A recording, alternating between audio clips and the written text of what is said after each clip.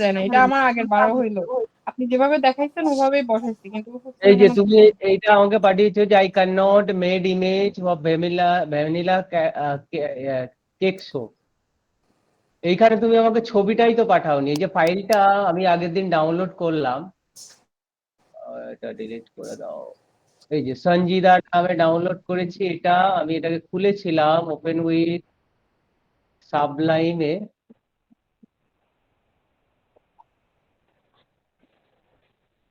এইখানে যেটা তোমার ইমেজ যেটা দেখলাম, এই যে ইমেজ, এই যে ইমেজটা তুমি দিয়েছো না, কিন্তু ইমেজটাই তো পাঠাওনি, ছবিটাই তো আমাকে পাঠাওনি। এই যে ভ্যানিলা কেক যে ছবিটা, সেই ছবিটাই তো নেই। আমি যদি এখন নেট থেকে একটা ছবি ডাউনলোড করে নিই, দেখবে এটা হয়ে গেছে। আমি দেখলাম অ্যাসাইনমেন্টের মধ্যে। ছবিটা তোমাকে এ করে নিতে হবে, মানে ডাউনলোড করে নিতে হবে। ও আচ্ছা, ডাউনলোড করে তারপর ওইটা আমি জাস্ট ওখান থেকে যে কোড লিখছিল ওই কোডটা লিখে বসাই দিছি।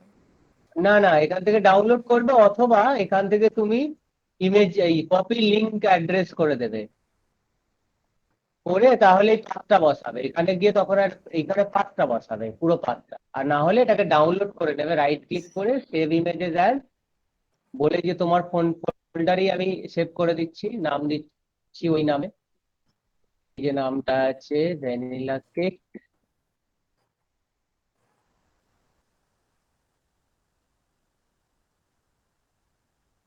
শেষে এখানে আমি শুধু ইজি করে দেবো, জেপিইজি করবো না। ব্রাউজার ওপেন করলেই দেখো এসছে। হ্যাঁ, এবার ঠিক আছে। হ্যাঁ, সবগুলো ঠিকই আছে তোমার ইমেজ দিলে কোডে। হবে, হ্যাঁ, যে কোনো ইমেজ একটা দিলেই হবে। যে কোনো ইমেজ ডাউনলোড করে দিলেই। ঠিক আছে sir, thank you. Good good, ছোট করে প্র্যাকটিস করছো, খুব ভালো। ডিজাইন খারাপ হচ্ছে, ছোট করে প্র্যাকটিস করো, ধীরেই করো, প্র্যাকটিস গুলো কন্টিনিউ করে যাও। ঠিক আছে। আচ্ছা মিশর, গুড ইভিনিং। গুড ইভিনিং, কেমন আছো? আরে আমি তো ভালো আছি, তুমি কোথায় ছিলে এতদিন? আমি একটু বাড়িতে গিয়েছিলাম। দেশের? হ্যাঁ, আচ্ছা, কত দূর তোমার যেখানে জব এরিয়া থেকে দেশের বাড়ি কত দূর? 700 কিলোমিটার। 700? ওরে বাপরে, কত সময় লাগে?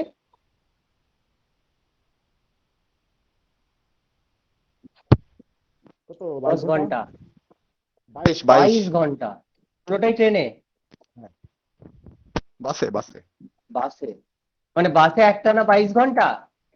হ্যাঁ হ্যাঁ। বাপরে। আচ্ছা চলো, আমরা বুটস্ট্র্যাপ করছিলাম আজকে কথা ছিল আমাদের। হ্যাঁ হ্যাঁ হ্যাঁ, আমার একটু কথা ছিল। বলো বলো বলো। হ্যাঁ, কথাটা হচ্ছে সবার সঙ্গে মিলবে কিনা জানি না। আমি আমার মতামতটা হ্যাঁ বলি, সেটা হচ্ছে যে বলো। আমি কিছু ক্লাস মাঝখানে মিস করেছিলাম, যে হ্যাঁ কোনো কারণে, করেছিলে। অফিসিয়াল পারপাস হোক বা যে কোনো কারণে। তো হুম আমি হয়তো দেখা যাচ্ছে প্র্যাকটিস করছি অল্প অল্প করে, কিন্তু হুম মাঝখানে যে ক্লাসগুলো গ্যাপ হয়ে যাচ্ছে, হুম। ক্লাসগুলো সবসময় গ্যাপ থেকেই যাচ্ছে। যেহেতু দেখা যাচ্ছে আপনি ক্লাস নিচ্ছেন, ক্লাস চলছে, আবার আমি ওদিক থেকে প্র্যাকটিস করছি, কিন্তু এদিক সামনে থেকে আবার ক্লাসটা বেড়েই যাচ্ছে। আমি মানে লাগামটা পাচ্ছি না আর কি। হ্যাঁ হ্যাঁ, হ্যাঁ। আচ্ছা ঠিক আছে, বলো, পুরো কথাটা শেষ করো। হ্যাঁ, যদি এখন আমাদের ক্লাস কয়েকদিন ব্রেক দেওয়া যায়, যে আবার দেখা যাচ্ছে ক্লাসের সঙ্গে সঙ্গে গেলাম প্র্যাকটিস করতে করতে, তাহলে কি একটু ভালো এবার আমি হয়। বলি, তোমার কথাটা আমি শুনলাম, এবার আমি বলি শোনো, আমাদের ক্লাস থাকছে মঙ্গলবার আর বৃহস্পতিবার। ধরো আমি বৃহস্পতিবার পর শুক্র শনি রবি সোম 4 দিন আমি সময় পেলাম। প্রত্যেকটা ক্লাসের রেকর্ডিং তোমাদের আছে ইউটিউবে, মোস্তাফা আপলোড করে দেয়। প্রত্যেকটা হ্যাঁ ক্লাসের রেকর্ডিং গুলো তুমি দেখলে, দেখে প্র্যাকটিস করলে। হ্যাঁ তুমি 4 দিনে রোজের একটা করে ক্লাস, 2 ঘন্টার তো সেশন, 2 ঘন্টার যদি সেশন করো, এক এক দিনে এক একটা ভিডিও তুমি দেখতেই পাবে। তো তাহলে কি হবে, তোমার যে গ্যাপটা তুমি সেটা মেক আপ করে নিতে পারবে। বুঝতে পারলে? অনেকগুলো ক্লাস জমে গেছে তো, যার কারণে হচ্ছে এটা কভার করে পারতেছি না। এখন কভার করে সবার কভার হচ্ছে কি না আমি জানি না, ওর মতামত কি আমি জানি না, কিন্তু আমারটা আমি বললাম যদি এরকমটা হয় যে অন্য কোনো জুনিয়র ব্যাচের সঙ্গে আমাকে অ্যাড করে দেওয়া যায়, তাহলেও আমার পক্ষে ভালো হয় মনে হয়। জুনিয়র ব্যাচের সঙ্গে নয়, তোমার ব্যাচই তুমি করবে। তোমরা যদি টাইম চাও, আমি অন্য কিছু করালাম, যেটা হয়তো ওয়েব ডিজাইনিং এর মতোই ইজি কোনো জিনিস, সেরকম একটা সহজ কিছু করালাম, কোডিং পার্টটা তোমরা একটা উইক ধরে ওটা কমপ্লিট করলে। হ্যাঁ, এরকম একটু হলে ভালো হয়, তাছাড়া তো মানে এগোতে পারছি না, এটা হচ্ছে সমস্যা। ঠিক আছে, বুঝতে পেরেছি। তুমি ভিডিওগুলো দেখো, দেখে ওগুলো করো। যদি যে কোনো চ্যাপ্টারে যদি তোমাদের মনে হয় যে এই চ্যাপ্টারে আমার ডাউট আছে, আমি দরকারে রিক্যাপ করলাম একটা উইক, আমি রিক্যাপ সেশন করালাম, যে পুরোনো যেগুলো হয়েছে সেগুলোর উপরই আমি তোমাদের ক্লাস নিলাম। জি স্যার, সেটা করলে একটু ভালো হয়, মানে যাতে করে হ্যাঁ, সুযোগ পাই আর কি বুঝতে পেরেছি। প্র্যাকটিস গুলো করার। কারণ বুটস্ট্র্যাপের প্রায় আমরা শেষের দিকে চলে এসেছি। আজকে যে জিনিসটা দেখাবো, বুটস্ট্র্যাপের আগের দিন আমরা ফর্ম টর্ম গুলো দেখেছিলাম, সেটা হচ্ছে ওয়েবসাইট কিভাবে হোস্টিং করতে হয়। বোধহয় তোমাদের প্রথম দিকের সেশনে দেখিয়েছিলাম, না দেখাইনি। আজকে আমরা ওয়েব হোস্টিং দেখাবো, মানে একটা ওয়েবসাইট কিভাবে একটা ডোমেন কিনতে হয়, একটা হোস্টিং কিভাবে কিনতে হয়, কেনার পরে ওয়েবসাইটে কিভাবে আমরা যে ওয়েবসাইটটা তৈরি করছি সেটা কিভাবে আপলোড করতে হয়। এখানে কোডিং এর কোনো গল্প নেই, তো তোমাদের বুঝতে কোনো অসুবিধা হবে না। এমনি যে কেউ স্যার, কোর্সটা ইন্টারেস্ট। আমার কাছে ইজি মনে হয়, বা কোনো জটিলতা আমার কাছে মনে হয় না, কিন্তু প্র্যাকটিস করলেই একবারই আমি পেরে যাই। কিন্তু সমস্যাটা হচ্ছে, সাপোজ আমার 10টা ক্লাস জমে গেছে, তো হুম আমি হুম হুম হুম। যদি আপনি আবার ক্লাস করতে থাকেন, তো আমি কিন্তু সেই যদি আমি 2টা ক্লাস কভারেজ দেই দুদিনে, বা আবার কিছু ক্লাস কমিয়ে নেই, তখন আবার দেখা যাচ্ছে 2টা ক্লাস সামনে আবার বেড়ে গেছে। হ্যাঁ, হুম তো হুম হুম এইভাবে হুম। কিন্তু ক্লাসগুলো এগিয়ে যাচ্ছে আর আমি পিছে পিছে দৌড়াচ্ছি, এরকম একটা মনে হচ্ছে আমার কাছে, কিন্তু আমি লাগাম পাচ্ছি না। তুমি করো না, তুমি যেগুলো পিছনে আছে প্র্যাকটিস করো, সেরকম হলে প্রত্যেকটা ক্লাসে এর পরের উইকে বা নেক্সট, আজকে দেখি কতটা হয়, বা এই উইকটা আমরা ওয়েব হোস্টিংটা নিয়েই বুঝি। পরের উইক জি থেকে সেরকম হলে 1 ঘন্টা আমরা রিক্যাপ করলাম, যে পিছনে যেগুলো আমরা করে এসেছি ব্যাকে, সেগুলো এক জি জি ঘন্টা রিক্যাপ করলাম, 1 ঘন্টা হয়তো অল্প করে কিছু নতুন জিনিস আমি তোমাদের দেখালাম। জি স্যার, ঠিক আছে বুঝতে স্যার। পেরেছো? আমাদের কোর্সটা কতদিন আছে আর সামনে? তোমাদের কোর্স কমপ্লিট, সিস্টেম হিসাবে কমপ্লিট হয়ে গেছে। ঠিক আচ্ছা আচ্ছা। আছে, আমি এক্সামটাও তোমাদের নেক্সট মান্থে এক্সামটাও নেওয়ার প্ল্যান করছি, সামনের সব মাসে, জুন মাসে। কিন্তু আচ্ছা তোমাদের স্যার, যদি আমি বলি শেখানোর দিক থেকে, তোমরা যদি চাও যে জুন মাস পুরোটা ক্লাস করবে, আমি পুরোটা ক্লাস তোমাদেরকে দেবো, বুঝতে পেরেছো? সেটা ভালো হয় স্যার, তাহলে একটু সময় পাওয়া যাবে। একটু কাইন্ডলি ভেবে দেখবেন। হুম। কারণ এর পরের যে দুটো চ্যাপ্টার আছে আমাদের, খুবই অল্প সময় লাগবে আমাদের। জাভাস্ক্রিপ্ট আর যে কোয়ারি, অল্প বেসিক কনসেপ্ট দেওয়া আছে, আর চ্যাপ্টারও খুবই কম। যে কোয়ারি 3টে চ্যাপ্টার, ওটা 3 দিন হলে হয়ে যায়। আর জাভাস্ক্রিপ্টের 6টা চ্যাপ্টার, ওটা 4 দিনে হয়ে যায়। যে যে কনসেপ্ট গুলো দেওয়া আছে একদম সহজ, ইজি ইজি। তো আচ্ছা আচ্ছা। কিন্তু তোমরা যদি চাও, তো আমি নেক্সট মান্থটা পুরোটা তোমাদের ক্লাস দিয়ে দেবো, এতে অসুবিধা না হয়। ফটোশপ হচ্ছে একটা ওয়েবসাইট, যখন আমরা ডিজাইন করি, সেই ডিজাইনটা ফটোশপে কিভাবে করা যায়, যেখানে বেসিক কিছু টুল গুলো যে আছে সেই টুল গুলো নিয়ে বোঝানো আছে। ব্লেন্ডিং মোড কি হয় ফটোশপের, বার্ন টুল কি হয়, ডজ টুল কি হয়, ক্রপ টুল কি হয়, টেক্সট টুল কি হয়। হ্যাঁ হ্যাঁ হ্যাঁ, খুব মানে ওয়েবসাইট তৈরি ডিজাইন করার জন্য যেগুলো লাগবে আর কি, খুব অ্যাডভান্স পোর্শন নয়। যে গ্রাফিক ডিজাইনের জন্য যা কিছু লাগে সেগুলো নয়, কারণ গ্রাফিক ডিজাইনে অনেক কিছু লাগে। যেমন 3D লাগে, শ্যাডো লাগে, তারপরে তোমার ওভারলে লাগে, এত কিছু নেই।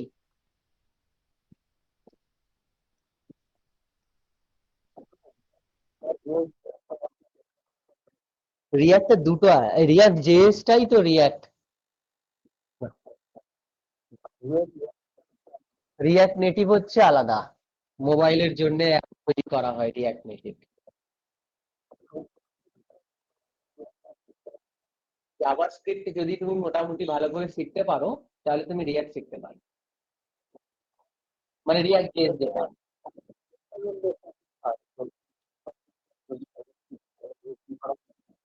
আমি সবাইকেই বলি যেটা করার পর তোমরা, যেহেতু মার্কেটের ডিমান্ড হচ্ছে যে রিয়াক্টের, তো রিয়াক্টের দিকেই যেতে বলি, যে জাভাস্ক্রিপ্টটা ভালো করে করো, করে রিয়াক্টে যাও।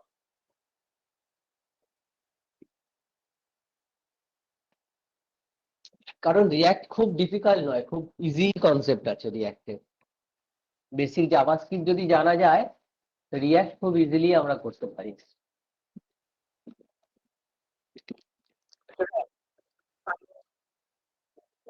হ্যাঁ হ্যাঁ হ্যাঁ,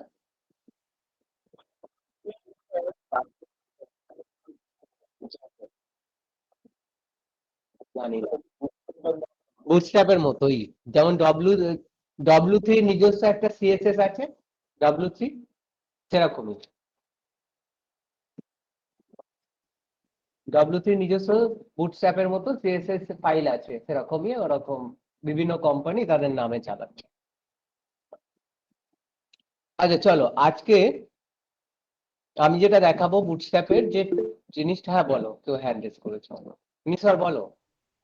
হ্যাঁ স্যার, এই যে দিয়া অ্যাপে বা আমরা যে এই অনলাইনে যে ইয়াটা পড়ছি, হ্যাঁ, তো এখানে আমরা কতদিন পড়তে পারবো কোর্স শেষে, বা কোর্স শেষ হয়ে যাওয়ার পরে কি আমাদের এই অ্যাপটা বন্ধ হবে না। এন গুরুটা কোর্স শেষ হওয়ার 6 মাসের মধ্যে বন্ধ হয়ে যাবে এন গুরু, কিন্তু এনগুলো? হ্যাঁ। দিয়া অ্যাপটা লাইফ টাইম ওপেন থাকবে। ও আচ্ছা, আমরা চাইলে যে কোনো সময় এখানে এন্ট্রি নিয়ে পড়তে পারবো বা দেখতে পারবো? শুধু এন্ট্রি নিয়ে পড়াই নয়, ধরো আমাদের এইচটিএমএল এর নতুন কিছু টপিক অ্যাড করা হলো, সেই নতুন টপিকটাও তুমি তোমার এলএমএস এ পেয়ে যাবে। আচ্ছা, তো আমার হয়তো কি আমরা পাসওয়ার্ড বা নাম বা ইয়া চেঞ্জ হয়ে যাবে, না থাকবে এরকম কিচ্ছু চেঞ্জ হবে যেমন না, আছে এমন? কিচ্ছু চেঞ্জ হবে না। পাসওয়ার্ড যদি চেঞ্জ হয়, শুধু আমাকে একটা মেল করে যদি কোনো কোনো কারণে হয়তো খুলতে পারছো না, একটা মেল করে দিলেই আমি তোমাদের পাসওয়ার্ড আবার জেনারেট করে নিতে পারবো, বা তোমরাও ওখান থেকে নিজের পাসওয়ার্ড রিসেট করে নিতে পারবে। তোমার ইমেল আইডিতে একটা কোড যাবে, তোমার পাসওয়ার্ড তুমি রিসেট করে নিতে পারবে আচ্ছা sir, thank you sir. Forget password করে। Okay, thank you sir. আচ্ছা, আজকে আমরা যেটা দেখবো সেটা হচ্ছে ওয়েবসাইট হোস্টিং কিভাবে করতে হয়। তো হোস্টিং করার মানে হচ্ছে যে ওয়েবসাইটটা আমি তৈরি করলাম সেই ওয়েবসাইটটাকে অনলাইন করা, মানে লাইভ করা। লাইভ মানে পৃথিবীর যে কোনো জায়গা থেকে আমার ওয়েবসাইটটা যেন দেখতে পাওয়া যায়। তো তার জন্য দুটো জিনিস আমাদেরকে পারচেস করতে হয়। একটা আমাদেরকে যেটা মেনলি পারচেস করতে হবে সেটা হচ্ছে ডোমেন। ডোমেন হচ্ছে অ্যাড্রেস, ডোমেন হচ্ছে একটা অ্যাড্রেস, ঠিকানা। যেরকম www.অনুদীপ.org বা facebook.com, এটা হচ্ছে আমাদের একটা ডোমেন।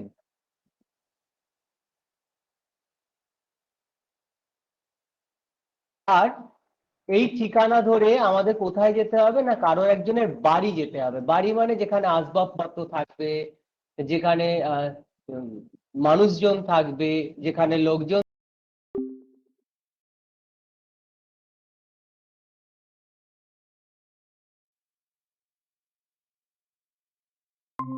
হোস্টিং মানে একটা স্টোরেজ লোকেশন, যেটা হচ্ছে যেখানে আমার ওয়েবসাইটের সমস্ত ফাইলগুলো স্টোর করা থাকবে। আর এই অ্যাড্রেসটা দিয়েই আমরা এর সঙ্গে যোগাযোগ করব, এই অ্যাড্রেস দিয়েই আমাদের এর সঙ্গে যোগাযোগ করতে হবে। তোমাকে দুটো জিনিস কিনতে হবে, একটা হচ্ছে ডোমেন আর একটা হচ্ছে হোস্টিং। তো আজকে আমি দেখবো যে কিভাবে আমরা ডোমেন বা হোস্টিং কিনতে পারি, বা ডোমেন হোস্টিং কেনার সময় কি জিনিস আমাদেরকে মাথায় রাখতে হবে, কোন ধরনের ডোমেন বা হোস্টিং আমরা কিনবো।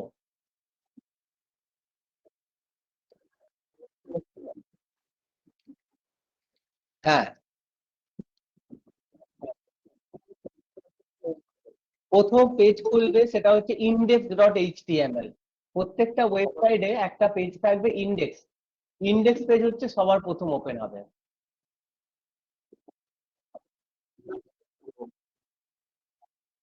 সেটাই দেখছি, আমরা পুরো প্রসেসটাই দেখবো। তো চলো, আমাকে তাহলে প্রথমে একটা ডোমেন পারচেস করতে হবে, একটা হোস্টিং পারচেস করতে হবে, তারপরে ডোমেনের সঙ্গে হোস্টিং এর লিঙ্ক করতে হবে। তুমি একই কোম্পানি থেকে ডোমেন কিনতে পারো, হোস্টিং একই কোম্পানি থেকে কিনতে পারো, বা দুটো আলাদা আলাদা কোম্পানি থেকে কিনলাম, ডোমেন একজনের সঙ্গে কিনলাম, হোস্টিং আলাদা আর অন্য একটা কোম্পানির সঙ্গে কিনলাম। তো ডোমেন কেনার জন্য আমাদের ইন্ডিয়াতে সবচেয়ে সস্তায় যে কোম্পানিটা দেয় সেটা হচ্ছে বিগ রক। আমি লাস্ট মার্চ মাসে অফার ছিল, 49-এ আমি একটা ডোমেন কিনেছি, ইন ডোমেন .in 49। তো ডোমেন কেনার জন্য এই যে বিগ রক ওয়েবসাইট, তোমাদের বাংলাদেশের যেটা কম দামে হোস্টিং যারা দেয় সেটা হচ্ছে ডায়না হোস্ট। তোমাদেরকে বোধহয় বলেছিলাম, ডায়না হোস্ট বলে একটা কোম্পানি আছে, সেই ডায়না হোস্টে তুমি যেতে পারো। এটা হচ্ছে বাংলাদেশি কোম্পানি। এখানে তুমি টাকায় পেমেন্ট করবে এবং বাংলাদেশ টাকা, আর তুমি বিকাশ নগদে পেমেন্ট করতে পারবে। তো হোস্টিং ডোমেন কেনার সময় আমাদের যে জিনিসটা মাথায় রাখতে হয় সেটা হচ্ছে যে আমরা কোন ধরনের এক্সটেনশন ইউজ করব।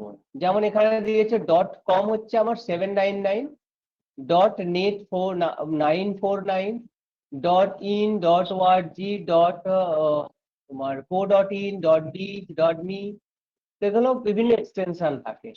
তো তুমি কোন এক্সটেনশনটা ইউজ করবে, কম পপুলারিটির দিক দিয়ে সবচেয়ে বেশি পপুলার হচ্ছে .com। আমরা যে কোনো ওয়েবসাইট বললেই শেষে .comটা আমাদের মাথায় চলে আসে। তো সবচেয়ে পপুলার যদি কিনতে হয় তাহলে তুমি .comটাকে পারচেস করবে। আর কান্ট্রি স্পেসিফিক হলে .bd, .in। আমি যদি কান্ট্রি স্পেসিফিক করি আমি .in নেব। তো ওয়ার্ল্ড ওয়াইড এর জন্য যেটা হচ্ছে .com, এই ডোমেনটা নেবে। ডোমেন পারচেস করার সময় কিছু জিনিস মাথায় রাখতে হয়, সেটা হচ্ছে কি, ডোমেনের নামটা আমি কি নেব। কারণ ডোমেনের নামটা আমাদের এসইও তে অনেকটা কিন্তু হেল্প করে। সার্চ ইঞ্জিন অপটিমাইজেশনে ডোমেন নেমও অনেক সময় হেল্প করে। সেই জন্য কিছু ডোমেন নেম আছে যেগুলো তুমি কিনতে গেলে দেখবে 10 লাখ 15 লাখ টাকার দাম আছে। ধরো আমি একটা ডোমেন করছি টেকনোলজি.com। কারণ অনেকেই কি হয় না, ওয়েবসাইটে গিয়ে সার্চ করা হতো টেকনোলজি টেকনোলজি টেকনোলজি। তো দেখো এখানে টেকনোলজি.biz একটা ডোমেন আছে, টেকনোলজি.club একটা আছে, টেকনোলজি.online আছে। এইবার এই যে ডোমেন গুলোর দেখো দাম দেখো অনেক বেশি, মানে এগুলো রিজার্ভ, এটা 25,000 প্রিমিয়াম, এগুলো হচ্ছে প্রিমিয়াম ডোমেন। এটা আছে তোমার 76,000 টাকা। তো এরকম অনেক থাকবে, দেখবে 1 লাখ 2 লাখ 3 লাখ 4 লাখ 5 লাখ এরকমও দাম আছে। এই যেমন এটা দেখো কুপনোলজি.com, এর দাম হচ্ছে 1,54,676 টাকা ফর ফার্স্ট ইয়ার। এগুলো হয়তো কেউ বুক করে রেখেছে তারপরে রিসেলে দিয়ে দিয়েছে, এটা হচ্ছে 2 লাখ টাকা 99। তো ডোমেনের নামটাও আমাদের কিন্তু একটা ম্যাটার করে, এটা হচ্ছে 2.5 লাখ।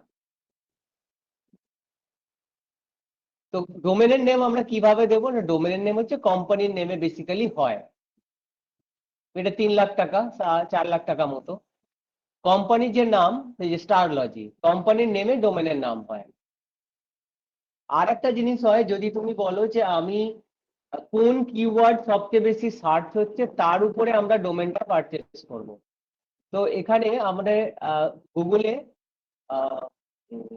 কিওয়ার্ড র্যাঙ্কিং যদি তুমি দেখো, একটা হচ্ছে লাইভ সার্চ, তুমি দেখতে পারো লাইভ সার্চ গুগল।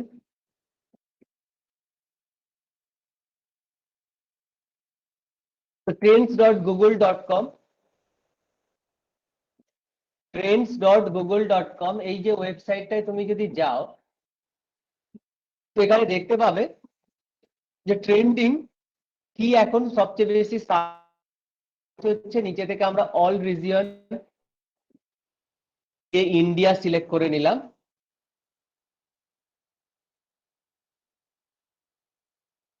বাংলাদেশ,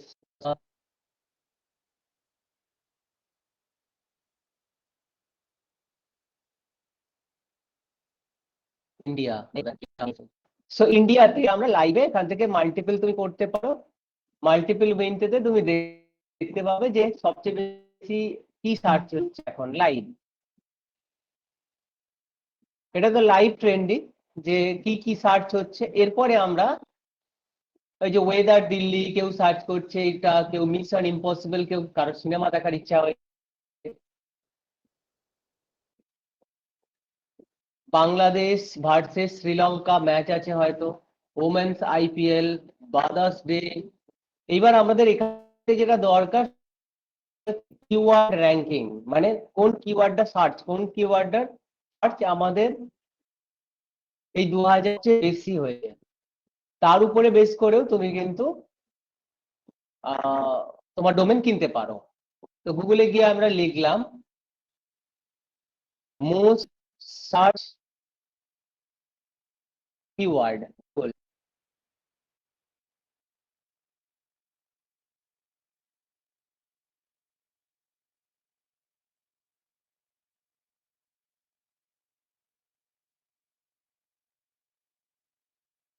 এখানে সবচেয়ে বেশি যে সার্চ দেখতে হবে যে কোন ওয়ার্ড সবচেয়ে বেশি সার্চ হয়েছে। রিসেন্ট সার্চ হচ্ছে Love and Thunder, sorry, then Taiwan, যুদ্ধ লেগে গেল নাকি, তাইওয়ান, বিজয় সিংলা, কি এটা এত সার্চ হয়েছে।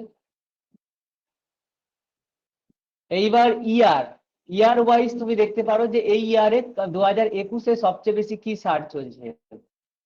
তো ইয়ার ওয়াইজ সবচেয়ে বেশি সার্চ হয়েছে overall Indian IPL, CoWIN, then near me আমার কাছাকাছি, কোভিড-19, covid test, food delivery, oxygen cylinder, এগুলি সার্চ হয়েছে।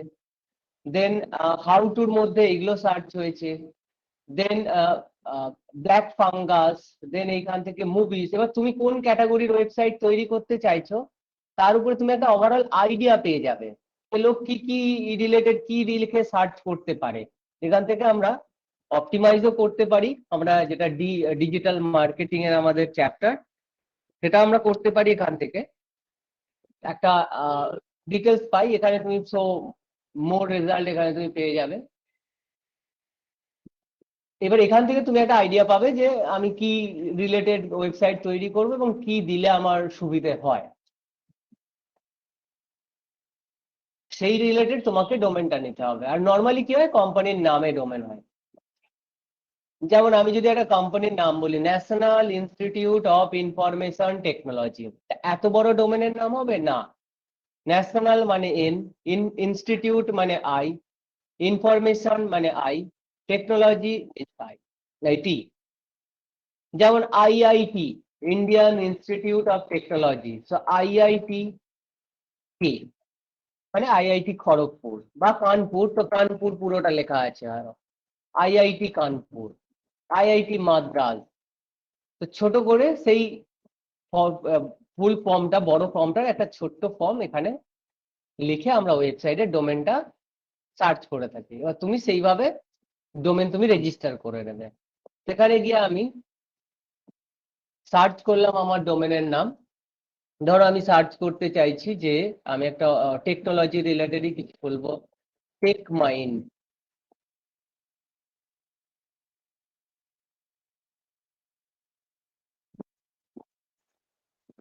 এটা আমি গায়না হোস্ট থেকে যাচ্ছি, tech mind. So tech mind, এবার এখানে গিয়ে সার্চ হচ্ছে, রেজাল্ট আসবে নিচে।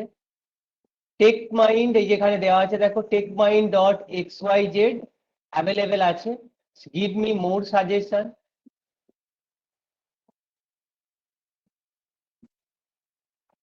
.com বলছে আনঅ্যাভেলেবেল, .com তুমি পাবে না। অন্য কিছু বলছে XYZ তুমি পাবে। এইবার আমরা এটাকে অ্যাড করে নিলাম, অ্যাড টু কার্ট। ধরো XYZ আমি নিতে চাই, যদি তোমার মনে হয় না আমি অন্য কিছু নেবো তাহলে তোমাকে অন্য নাম দিতে হবে, টেক মাইন্ড বা অন্য কিছু, টেক মাইন্ড ট্রি। দেখি টেক মাই এন্ট্রি অ্যাভেলেবেল কিনা।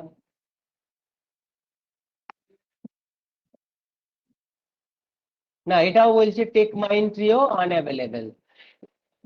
ডট কো অ্যাভেলেবেল আছে, কো।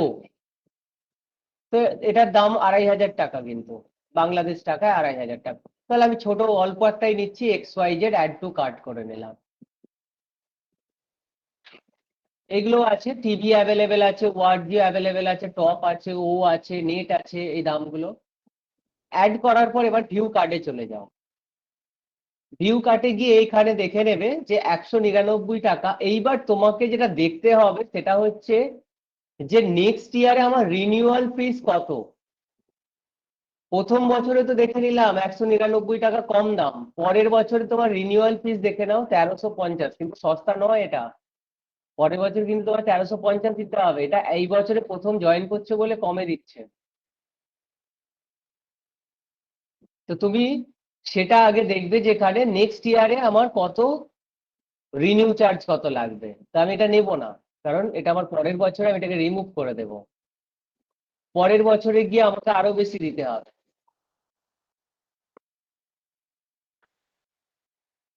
তো আবার আমি ব্যাকে গেলাম,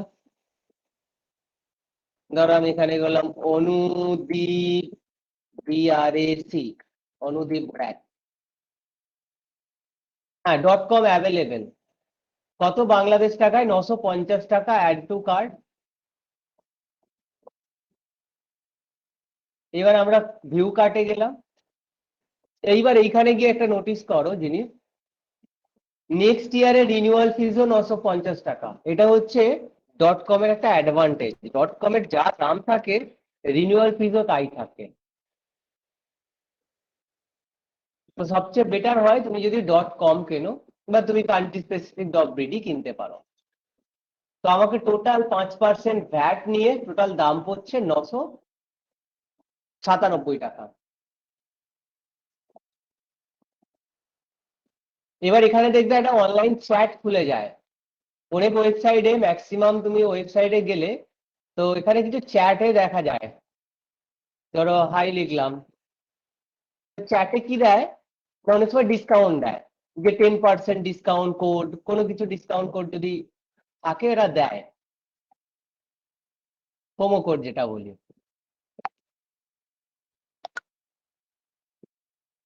এখানে তুমি লিখলে আই ওয়ান্ট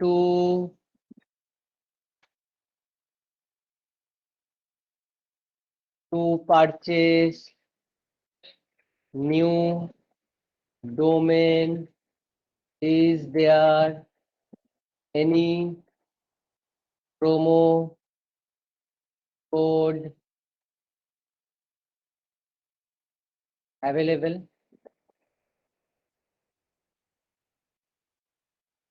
তো এর সঙ্গে জেনে নেবে যে কোনো প্রোমো কোড আছে কিনা। অনেক সময় 10%, 20%ও ডিসকাউন্ট পাওয়া যায়।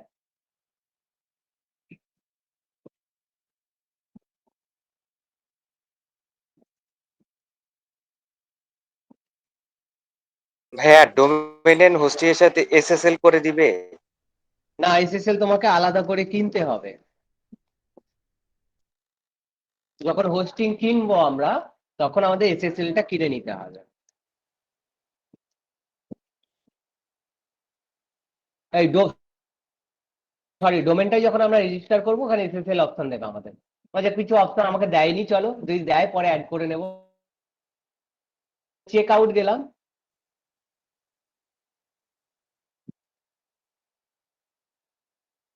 চেক আউটে যাওয়ার পর এবার এখানে তোমার নাম টাম সব চাইছে, তুমি নাম টাম দিলে এবার এখানে তোমাদের কি পেমেন্টে দেবে, বিকাশ, রকেট, নগদ, কিসে দেবে, দিয়ে এটাকে কন্টিনিউ করে পেমেন্ট কিনে নিলে, পেমেন্ট করে দিলে, তাহলে তোমার এটা ডোমেন পারচেস হয়ে গেল।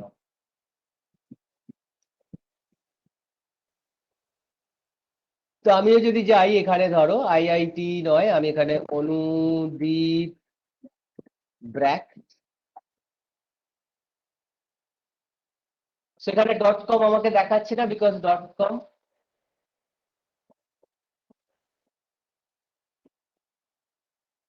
হ্যাঁ .com অ্যাভেলেবেল 799 টাকা। বাই করলাম, check out, continue to check out.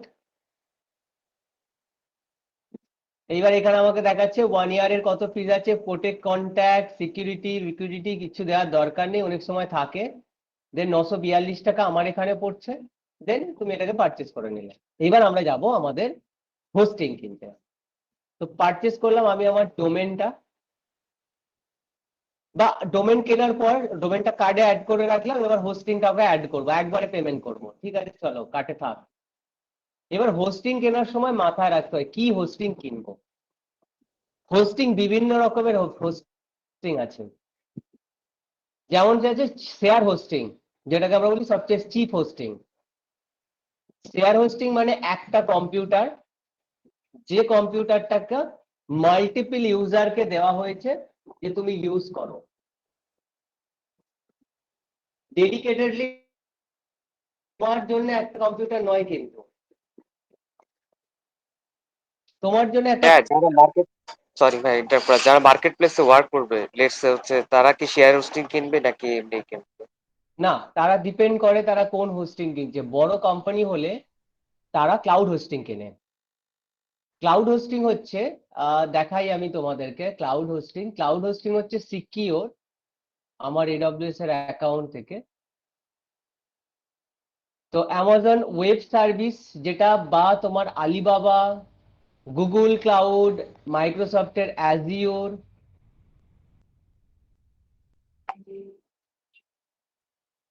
এরা হচ্ছে ক্লাউড হোস্টিং দেয়, ডেডিকেটেড একটা মেশিন দেয় তোমাকে, তুমি সেই মেশিনটা ইউজ করবে।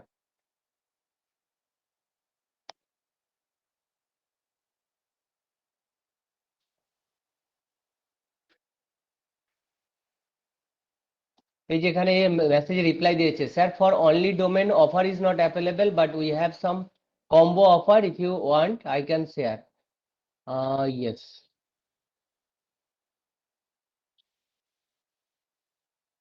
তোমাকে একটা ডেডিকেটেড কম্পিউটার দেবে, যে কম্পিউটারে তুমি তোমার সমস্ত ডেটা তুমি রাখতে পারবে। আমি দেখাই সেটা, যেখানে পুরো পুরো কম্পিউটারটার অথরাইজেশন তোমার কাছে থাকবে, সিকিউরিটি থেকে আরম্ভ করে সবকিছু তোমার, যা কিছু তুমি। আর এখানে কি হয়, আমরা যে হোস্টিং গুলো অ্যাকচুয়ালি কিনে থাকি, তোমাকে শুধু একটা ফোল্ডার দেবে, সেই ফোল্ডারে ফাইল সেভ করার পারমিশন দেবে।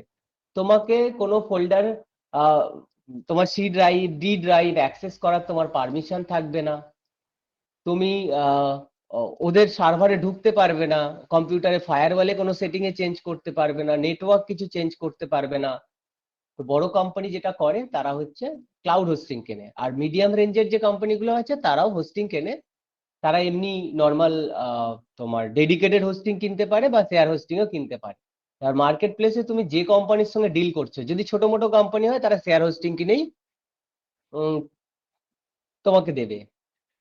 আর যদি একটু বড় মিডল রেঞ্জের কোম্পানি হয় তারা হয়তো ডেডিকেটেড হোস্টিং কেনে। ডেডিকেটেড মানে একটা সার্ভার শুধুমাত্র তারা নিজেদের জন্য ইউজ করবে। আমি দেখাই যে বড়, হ্যাঁ, সার্ভার গুলো কোথায় থাকে এটা কিভাবে জানবো ভাইয়া? সার্ভার কি সব কি ইউএসএ তে থাকে না কিভাবে থাকে? এটা কোম্পানির, যে কোম্পানি তাদের পলিসি বা তাদের ডকুমেন্টেশন পড়ে তুমি জানতে পারবে যে তারা কোথায় কোন জায়গায় সার্ভার গুলো রেখেছে এবং তাদের কি সিকিউরিটি দিয়েছে তারা।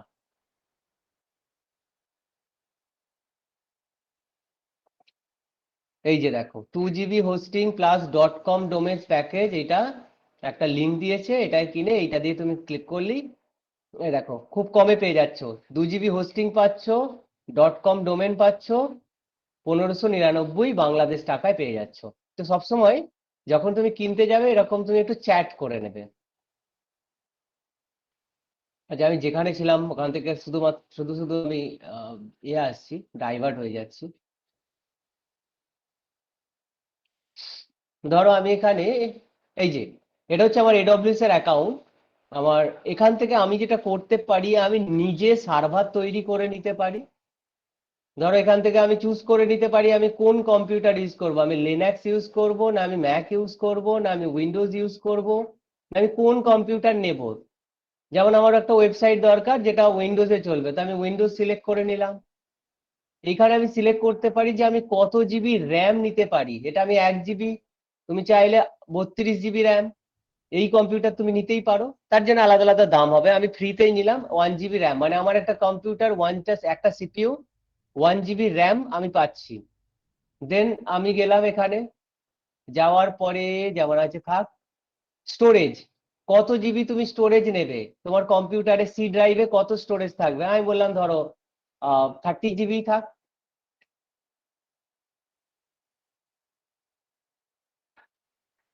আর কিছু দিলাম না। এবার এখানে আমাদের সিকিউরিটি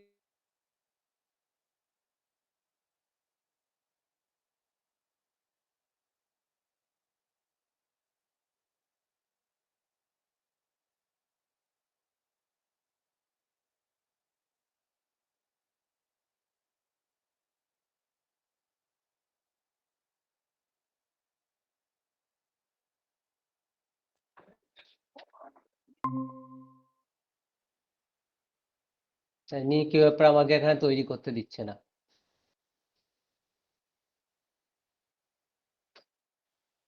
চলো, ও এখানে ইনস্ট্যান্স তৈরি করতে দিচ্ছে, 1 মিনিট।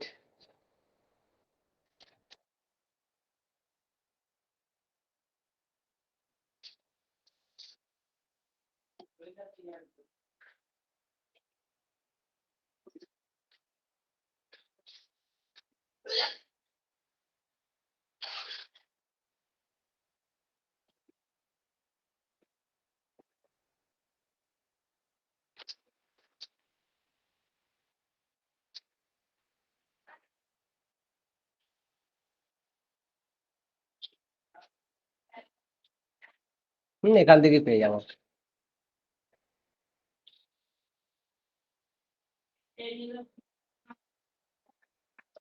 তো ওখান থেকে আমি দেখাচ্ছি যে তুমি নতুন নিজের মতো করে একটা সার্ভার তৈরি করে নিতে পারো এবং তুমি তোমার সার্ভারটাকে যেমন খুশি করে ম্যানেজ করতে পারো।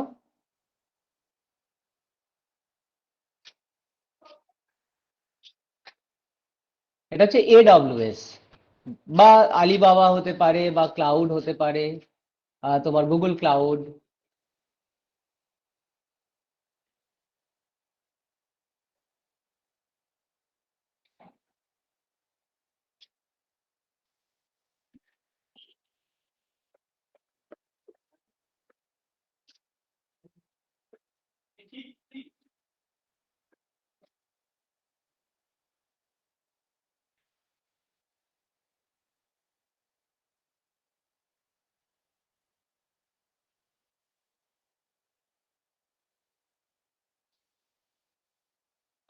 ওকে, সো এবার এখানে আরো অ্যাডভান্টেজ আছে, আমি সেটা বলছি পরে। এখন এটা আমি দেখাই যে আমি কিভাবে তৈরি করতে পারি আমি সার্ভারটা।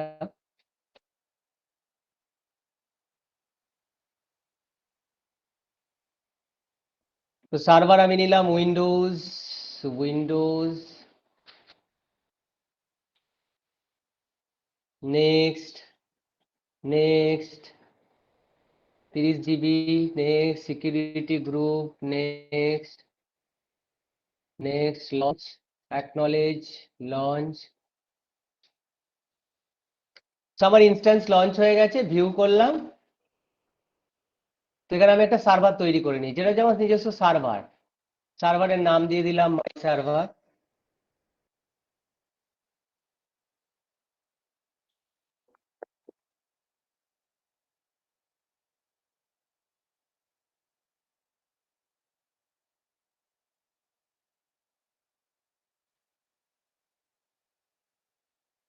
ওকে, একটু সময় লাগবে,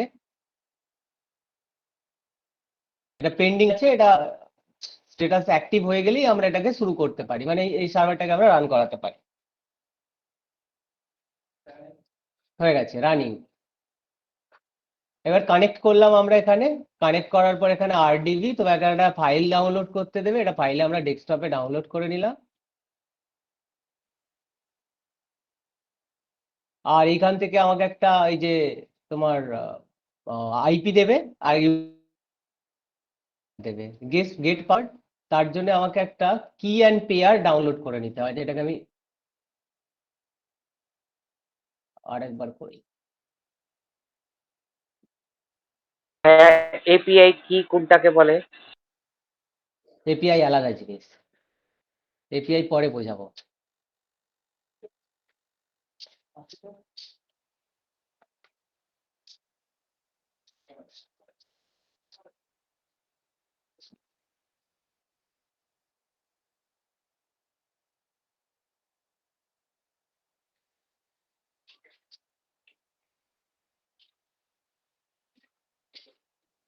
তো আমার সার্ভার তৈরি হয়ে গেছে, এটা হচ্ছে আমার সার্ভার।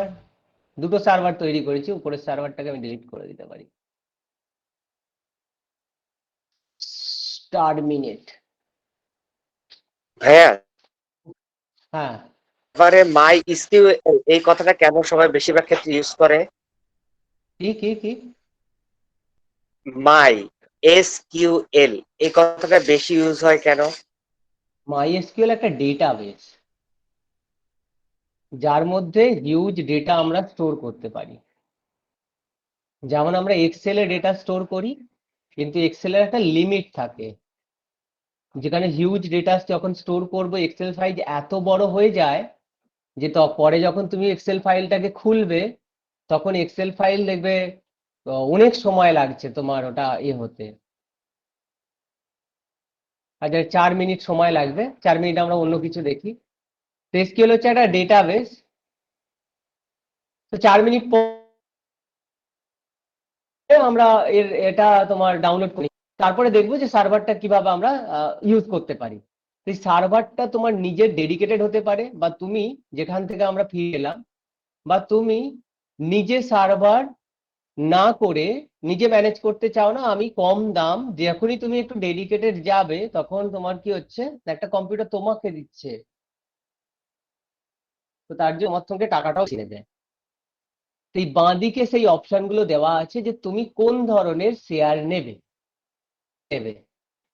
অনেক রকম অপশন আছে, চিপ শেয়ার হোস্টিং। এবার হোস্টিং কেনার সময়, হোস্টিং মানে স্টোরেজ, তোমার মাথায় রাখতে হবে তুমি কি দিয়ে ওয়েবসাইট তৈরি করছো। যদি ওয়েবসাইটে তোমার .NET প্রোগ্রামিং ইউজ করো তুমি, তাহলে তোমাকে উইন্ডোজ হোস্টিং নিতেই হবে, তাহলে তোমার কাজ হবে না। উইন্ডোজ হোস্টিং মানে আমি এমন একটা সার্ভার কিনছি, উইন্ডোজ সার্ভার। যদি পিএইচপি দিয়ে ওয়েবসাইট তৈরি করো তাহলে তোমাকে লিনাক্স হোস্টিং কিনতে হবে। লিনাক্স হোস্টিং হচ্ছে পিএইচপি, বা রিয়াক্ট, নোড, অ্যাঙ্গুলার, পিএইচপি, তার জন্য লিনাক্স হোস্টিং হলেই কাজ হয়ে যায়। .NET হলেই তোমাকে উইন্ডোজ হোস্টিং কিনতে হবে। এবার হোস্টিং কেনার সময় যেটা আমাদের মাথায় রাখতে হয় সেটা হচ্ছে হার্ড ডিস্ক নেব না এসএসডি নেব না এনভিএমই নেব। এনভিএমই এসএসডি যেটা হয় আরো বেশি স্পিড হয়। তুমি কোন এনভিএমই হচ্ছে একটা এসএসডি টাইপ, যেটায় তোমার যে ডেটা আইও ইনপুট আউটপুট যে স্পিড সেটা অনেক বেশি পাওয়া যায়। ঠিক আছে, বুঝতে পারছি। এবার তুমি কি নেবে, এসএসডি এনভিএমই নেবে না এসএসডি নেবে সিঙ্গাপুর শেয়ার হোস্টিং, এটা হয়তো সিঙ্গাপুরের ওদের সার্ভার থেকে দিচ্ছে। তো এবার এখানে দেখবে উইন্ডোজ, এই যে Windows ASP hosting, reseller hosting. Reseller মানে হচ্ছে তুমি কিনে নিলে একবারে 10 GB, তারপরে তুমি ভাগ করে করে বিক্রি করলে, কাউকে 5 GB, কাউকে 2 GB, কাউকে 1 GB, কাউকে 200 MB। রিসেলার হোস্টিং এটা অনেকে করে, একবারে অনেকটা কিনে নিল কম দামে, তারপরে সেটাকেও পার্টিশন করে করে তুমি বিক্রি করতে পারবে। আমরা যেটা নেব সেটা হচ্ছে চিপ শেয়ার হোস্টিং। এই শেয়ার হোস্টিং আমরা নেব।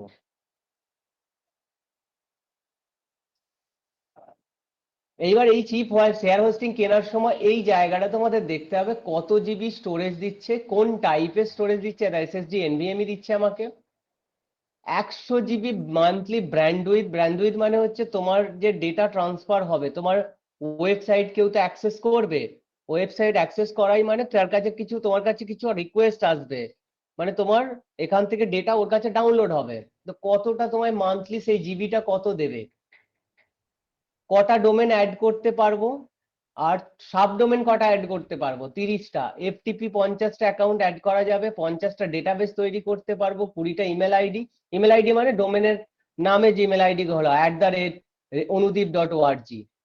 এসএসএল ফ্রি দিচ্ছে, দেখো ফ্রি এসএসএল সার্টিফিকেট আছে, তাহলে আর এসএসএল আলাদা করে আমার নেওয়ার দরকার নেই। কন্ট্রোল প্যানেল আছে, এখানে এইটা জিনিসটা নোটিস করো, 1 কোরের সিপিইউ দিচ্ছে আর 1 জিবি র্যাম দিচ্ছে, 5 MB ইনপুট আউটপুট দিচ্ছে, 40 আওয়ার ইমেল লিমিট দিচ্ছে, আর দরকার নেই আমার।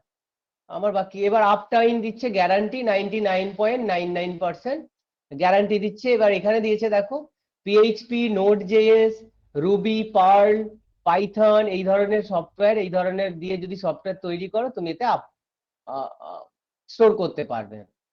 তো চিপের মধ্যে এটা হচ্ছে সবচেয়ে চিপ, 20 জিবি, মান্থলি 399 টাকা। আমি বললাম এর থেকেও কম চাই আমার, এইটা তো মান্থলি 399 মানে অনেকটাই। তাহলে আমরা যাব শেয়ার হোস্টিং, এখানেই তো পাবো, এই যে শেয়ার হোস্টিং।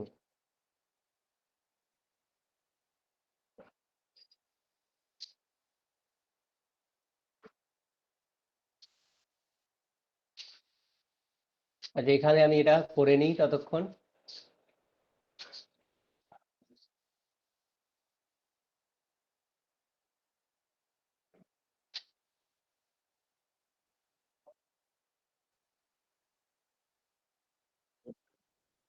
করবো করবো করবো করবো করবো করবো।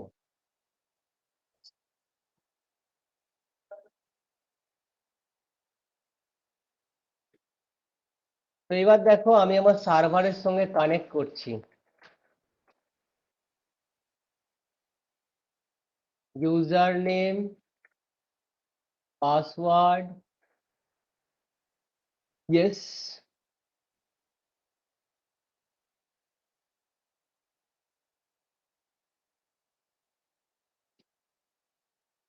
আচ্ছা স্ক্রিনটা কি দেখতে পাচ্ছ তোমরা? হ্যাঁ,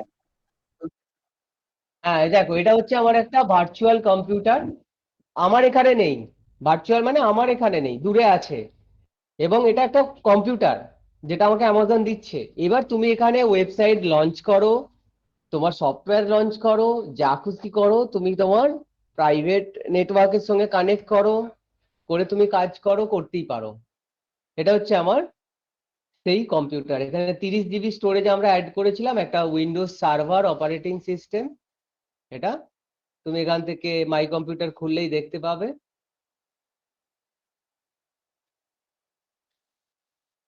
যে তোমাকে একটা 30 জিবি স্টোরেজ দিচ্ছে। তো এটা হচ্ছে ভাইয়া এটা ক্লাউড। আমরাও করতে পারবো? এটা না ক্লাউড হোস্টিং? না না না, তার ক্লাউড হোস্টিং এ অ্যামাজনের অ্যাকাউন্ট করতে হবে, অ্যামাজনের অ্যাকাউন্ট ক্রিয়েট করে তারপরে অ্যাকাউন্ট ক্রিয়েট করতে গেলে ক্রেডিট কার্ড নাম্বার বা ডেবিট কার্ড, মাস্টার কার্ড দিয়ে তোমায় অ্যাকাউন্ট ক্রিয়েট করতে হবে।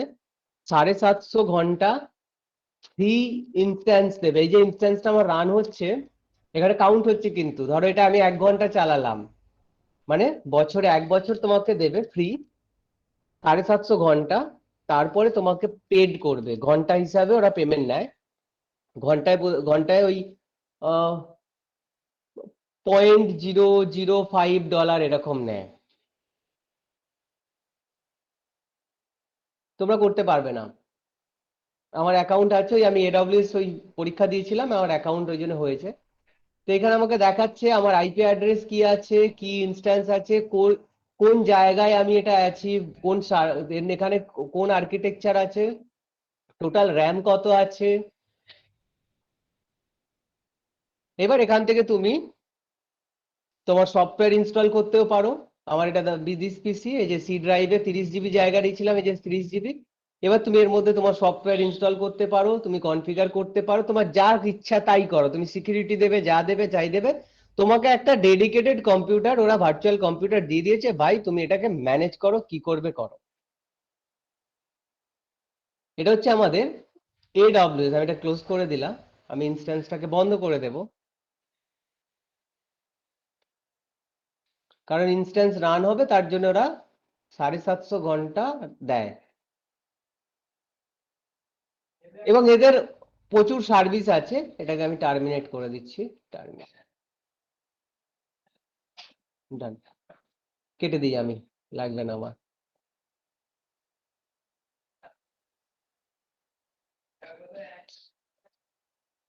ওকে, আমরা এখানে ছিলাম, এই যে শেয়ার হোস্টিং এসএসডি। এবার এটা হচ্ছে তুমি 1 GB 1 GB কত পড়ছে, 299 টাকা। 2 GB 399 টাকা মান্থলি। ওটা 20 GB সবচেয়ে সস্তায় ছিল। 5 GB, দেন ইয়ারলি কিছু প্ল্যান আছে না? ইয়ারলি প্ল্যান এখানে আপাতত কিছু দেখতে পাচ্ছি না।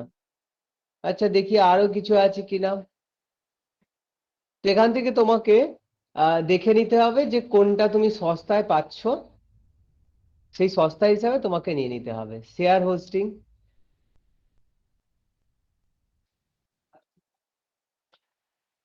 এইটা পাচ্ছি 200 MB NVMe SSD আছে, 500 টাকা এক বছরে। 200 MB মান্থলি 20 GB ব্র্যান্ডউইথ পাবে। 20 GB মানে খুবই কম। অল্প কাস্টমার হলে তুমি এটা ইউজ করতেই পারো। এটা 500 কত না, মাসে 900 টাকা করে, বছরে মানে ওই 1200 টাকা পড়ছে তোমার, 100 টাকা যেই ধরি। 1 GB 134 টাকা। 2 GB এইটা, 3 GB, 5 GB, 10 GB। তোমার এবার যতটা স্টোরেজ, তোমার ওয়েবসাইট যখন তৈরি করো তার মধ্যে তুমি কি ছবি রাখো, ভিডিও রাখো, তোমার সাইজ যতটা হবে সেই হিসাবে তুমি এখানে ক্যালকুলেট করে নেবে, কিনে নেবে সেটা। বা চ্যাটে আমাকে যে একটা লিংক দিয়েছিলে ভদ্রলোক, কোথায় গেল, যা,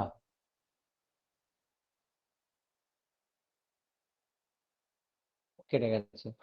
সেই চ্যাটের লিঙ্কটা থেকেও আমি কিনে নিতে পারতাম, অল্প টাকায় আমি পেয়ে যেতাম তোমরা চ্যাট করে। এইবার আমি এটাকে অ্যাড টু কার্ট করে নিলাম। ধরো এটা 500 MB, 500 MB আমার ছোট্ট ওয়েবসাইটের জন্য ঠিক আছে। 50 GB ঠিক আছে, চলো অর্ডার নাও।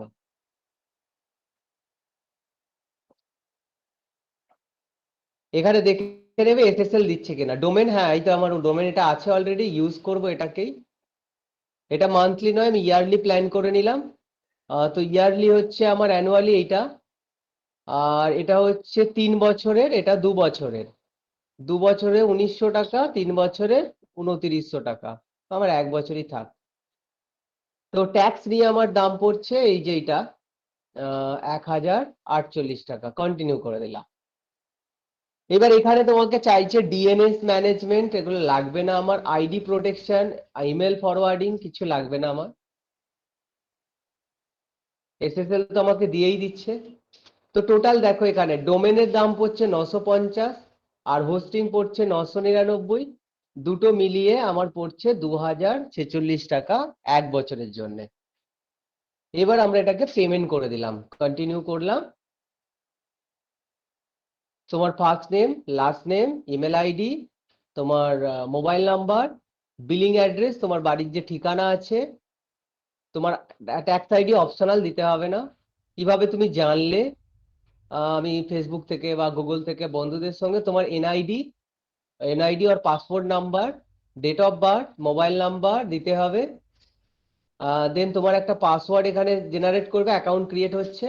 পেমেন্ট কিসে করবে, বিকাশে না রকেটে নাকি ক্যাশ, না বিকাশ পেমেন্ট, বিকাশ পার্সোনাল, নগদ পার্সোনাল, ইন্টারন্যাশনাল কার্ড, পেপাল দিয়ে করবে, ব্র্যাক ব্যাংক থেকে করবে, নাকি অমর পে? আমার পে হবে হয়তো, নিশ্চয় নাকি? হ্যাঁ আমার পে। তুমি কি দিয়ে করতে চাও? না আমি বিকাশ নগদের সেন্ড মানি এটা করতে চাই। Then I have read, then complete order. এবার তোমাকে ওই বিকাশের ডিটেলস চাইবে, তোমার পেমেন্ট হয়ে গেল, ডান।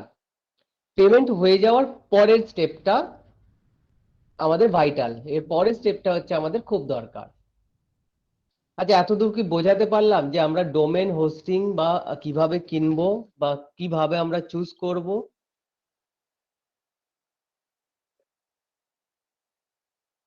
ব্ল্যাক ফ্রাইডেতে নেম চিপ যেটা দেয় ওইটা কি এরকম পড়ে না আরো কম পড়বে? নেমচিপে, হ্যাঁ নেমচিপে এরকমই পড়ে। ব্ল্যাক নেমচিপে, ফ্রাইডে কি নভেম্বর মাসে না এমনি হ্যাঁ ন্যাচারালি? মাঝে মাঝে দেয়, নেমচিপ সবসময় দেয় না। নেমচিপও একটা ভালো company.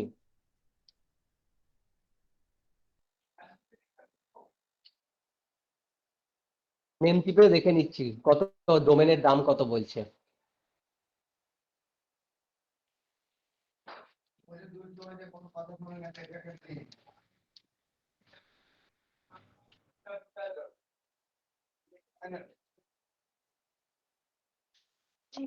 Namecheap domain BRAC Anudeep PRAC।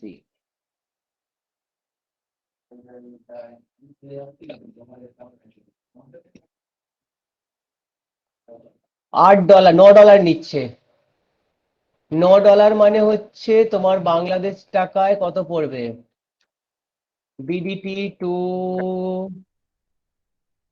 USD, ও USD to BDT, USD to BDT $10। হ্যাঁ সস্তাই আছে, 880 টাকা পড়ছে। ওখানে আবার 950 টাকা পড়ছিল, এখানে 880 টাকা সস্তাতেই পাচ্ছি নেমচিপে। তো তুমি এটা কিনে নিতে পারো। এবার এখানে এই যে একটা ইয়েও দিয়েছে বোধহয়, প্রোমো কোডও দিয়েছে দেখো, নিউ কম, এইটা ইউজ করলে তুমি আরো পাবে। অ্যাড টু কার্ট করে নিলে, এবার সবার তো অ্যাকাউন্ট থাকে না ডলার পেমেন্ট করার জন্য। তো যদি তোমার থাকে পেপাল, SSL একটা নিতে হবে তোমাকে আলাদা করে। এই যে চলো একটা SSL নিয়ে নিলাম। ওয়েব হোস্টিংও বলছে $21 পড়বে। না হোস্টিং আলাদা করে নিই, SSL-টা থাক। এবার এখানে আমরা হোস্টিং থেকে শেয়ার হোস্টিং কিনে নেব। কত পড়ছে ইয়ারলি প্ল্যান? এটা হচ্ছে 3টে ওয়েবসাইট 20 GB, $2 করে মাসে। দেখি $2, 176 টাকা। এটা একটু বেশি পড়ছে, কিন্তু হলে কি হবে, তোমার স্টোরেজ বেশি দিচ্ছে। এটা $3 দিচ্ছে, মানে এখানে একটু ইয়েটা বেশি পাচ্ছ, তুমি স্টোরেজটা বেশি পাচ্ছ। তো তুমি এখান থেকে কিনে নিলে একটা প্ল্যান। CDN হচ্ছে কন্টেন্ট ডেলিভারি নেটওয়ার্ক। আসছি, API CDN এগুলো সব পরে বোঝাচ্ছি। এবার তুমি নতুন করে এক্সিস্টিং ডোমেন সিলেক্ট করে নেবে, তুমি পেমেন্ট করে দেবে। তোমার আমার পড়ছে এটা $22 মতো পড়ছে, ডোমেন হোস্টিং আর SSL নিয়ে। এই তো ভাইয়া, $22 মানে উল্টা এই যে কমই আসছে, অলমোস্ট সেম। হ্যাঁ। হ্যাঁ, ইউএস নেম চিপ তো ইউএস এর, সো ওদের কোয়ালিটি কোয়ালিটি ভালো, ফাস্ট হয়, স্টোরেজও বেশি আছে। তো তোমার দামটা প্রায় একই পড়ছে, ওই ডায়নাহোস্টের মতোই পড়ছে। ডায়নাহোস্টের থেকে কমই পড়ছে বরঞ্চ, না কম না, এর উপর ট্যাক্সটা অ্যাড হবে। ঠিকই আছে, তুমি নিতে পারো। এবার সবার ইন্টারন্যাশনাল পেমেন্ট অ্যাকাউন্ট থাকে না, যেরকম তোমার যদি থাকে পেওনিয়ার অ্যাকাউন্ট থাকে, তাহলে সেটা দিয়ে তুমি পেমেন্ট করে নিতে পারে। নাহলে তুমি এক্সচেঞ্জ করতে পারবে না, তোমাকে তোমার অ্যাকাউন্ট থেকে পেওনিয়ারে নিয়ে যেতে হবে, পেওনিয়ার থেকে তুমি পেমেন্ট করে দেবে। চলো, তো ডোমেন আর হোস্টিং আমি পারচেস করে নিলাম। এবার এখানে একটু থামি, থেমে এখানে আমি আসছি এপিআই। যেটা তোমরা কোশ্চেন করতে, এপিআই কি হয়? এপিআই আলাদা জিনিস, অ্যাপ্লিকেশন প্রোগ্রামিং ইন্টারফেস। এপিআই এর কনসেপ্টটা কি? এপিআই এর কনসেপ্ট হচ্ছে, আমি একটা মোবাইলে অ্যাপ্লিকেশন করেছি, মোবাইলে চলবে, যে মোবাইলে আমরা কি করতে চাই না, ওয়েদার আপডেট দেখাবো। তো ওয়েদার আপডেট বা এই ডলার কনভার্টার আমরা ইউজ করবো, বা আমরা পেমেন্ট গেটওয়ে বিকাশ নগদের পেমেন্ট অপশনটা অ্যাড করছি। অনেক সিচুয়েশন, বিকাশ নগদের পেমেন্ট অ্যাড করছি, বা আমরা এপিআই দিয়ে যখন একটা ফর্ম ফিল আপ হচ্ছে, ধরো ফর্মে আমি দিয়েছি একটা ফর্ম, যে ফর্মে ন্যাশনাল আইডি একটা দেওয়া আছে, ন্যাশনাল আইডি দিলেই সঙ্গে সঙ্গে তার নাম, তার অ্যাড্রেস, তার জেন্ডার সমস্ত চলে আসবে। তো এই যে ইনফরমেশন গুলো কোথায় স্টোর আছে না, ইনফরমেশন গুলো বাংলাদেশ গভর্নমেন্টের কাছে স্টোর আছে। এই ন্যাশনাল আইডির ইনফরমেশন আর কারোর কাছে নেই, বাংলাদেশ যে গভর্নমেন্ট তার কাছে আছে। তাদের ডেটাবেসে আছে। তো তাদের ডেটাবেসের অ্যাক্সেস আমি নিচ্ছি, তো তা আমাকে কিভাবে দেবে? তো তার জন্য কি করে না, তারা একটা এপিআই দেয় আমাকে। এপিআই হচ্ছে একটা পাথ, যে পাথটা দিয়ে আমাকে বলা হয় তুমি ডেটাটা সেন্ড করো, আমি ডেটা রিকোয়েস্ট সেন্ড করব, ওরা ডেটাটাকে ওখান থেকে শুধুমাত্র তুলবে আর তুলে আমাকে জেসন ফরম্যাটে পাঠিয়ে দেবে। জেসন ফরম্যাট আবার কি হয় না, জেসন হচ্ছে একটা স্ট্যান্ডার্ড ফরম্যাট বা এক্সএমএল ফরম্যাট, দুটো ফরম্যাটে আসে। এক্সএমএল এখন যেটা ইউজ হয় সেটা হচ্ছে JavaScript object notation format, Jason format.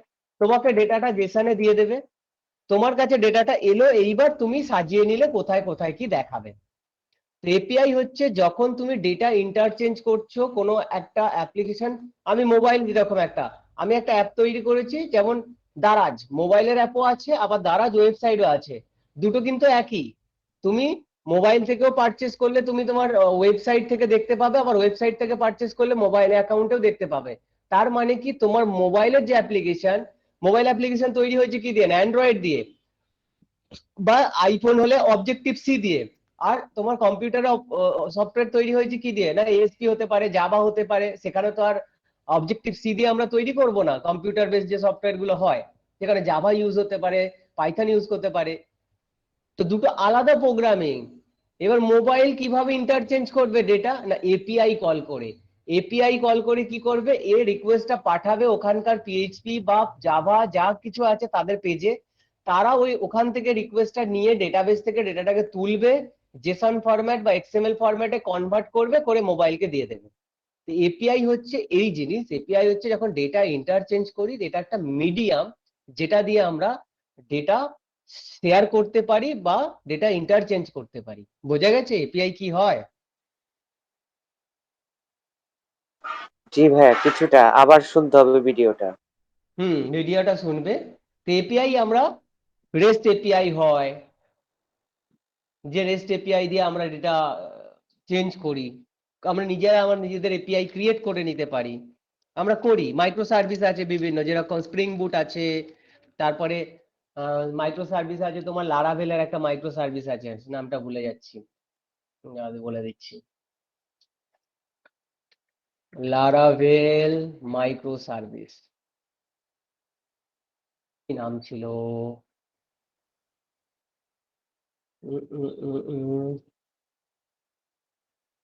নামটা ভুলে গেছে।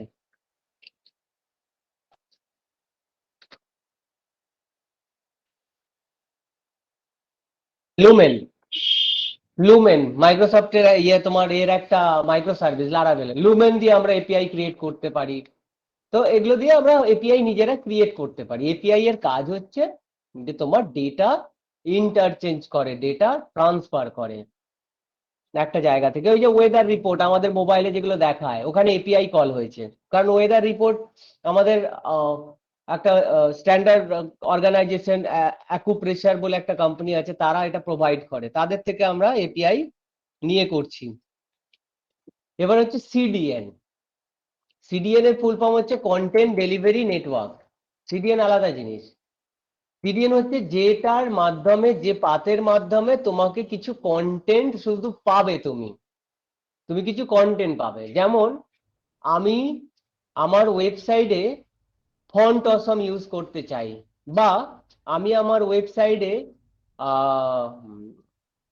বুটস্ট্র্যাপ ইউজ করতে চাই। তো একটা ওয়েবসাইট আছে CDN.js, এখানে তুমি যদি যাও, তুমি তো এগুলো ডাউনলোড করে তোমার কম্পিউটারে রেখে ইউজ করতে পারো। না, আমি বললাম যে আমি চাই অন্যের সার্ভারে থাক, অন্যের সার্ভার থেকে আমার যখন দরকার আমি নেব। তো এতে সুবিধাটা হচ্ছে তোমার সার্ভারের প্রেসারটা কম পড়ে। সিডিএন এর কাজ হচ্ছে শুধু তোমার ওই সার্ভারে কিছু কন্টেন্ট থাকে যেটা তোমাকে পাঠিয়ে দেবে, ও কোনো মডিফিকেশন কোনো কিছু করতে পারে না, যে কন্ডিশন চেক করবে, কন্ডিশন চেক করে ও বলছে আমার কাছে এটা আছে আমি তোমাকে এটা দিয়ে দিলাম। So CDN content delivery network. এই যে এখানে যেরকম দিয়েছে যে তোমার ওয়েবসাইট থেকে কিছু যদি আসছে, ওরা ওখান থেকে শুধু তোমার ওই কন্টেন্টটা তোমাকে দিয়ে দেবে। যেমন কি কি কন্টেন্ট আছে, এই যেখানে দেখো 4185 লাইব্রেরিজ আছে সিডিএন, যেমন বুটস্ট্র্যাপ আছে, যেমন ফন্ট অসম আছে, ওয়াও জেএস আছে, সো সো সো মেনি, যে কোয়ারি আছে, দেন বুটস্ট্র্যাপ জেএস আছে। তো তুমি এখানে সেটা সার্চ করবে, যেমন আমি করলাম ওয়াও।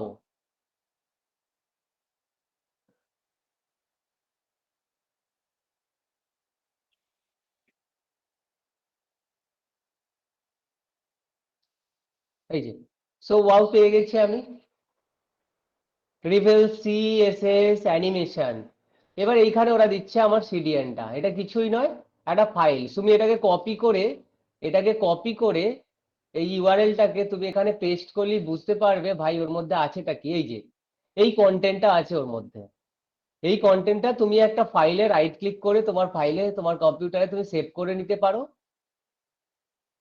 করে তোমার সার্ভারে তুমি রাখতে পারো। এতে অসুবিধাটা হচ্ছে সবসময় তোমার সার্ভারের উপরই প্রেসার পড়বে, যা কিছু তোমার সার্ভার সার্ভার সার্ভার।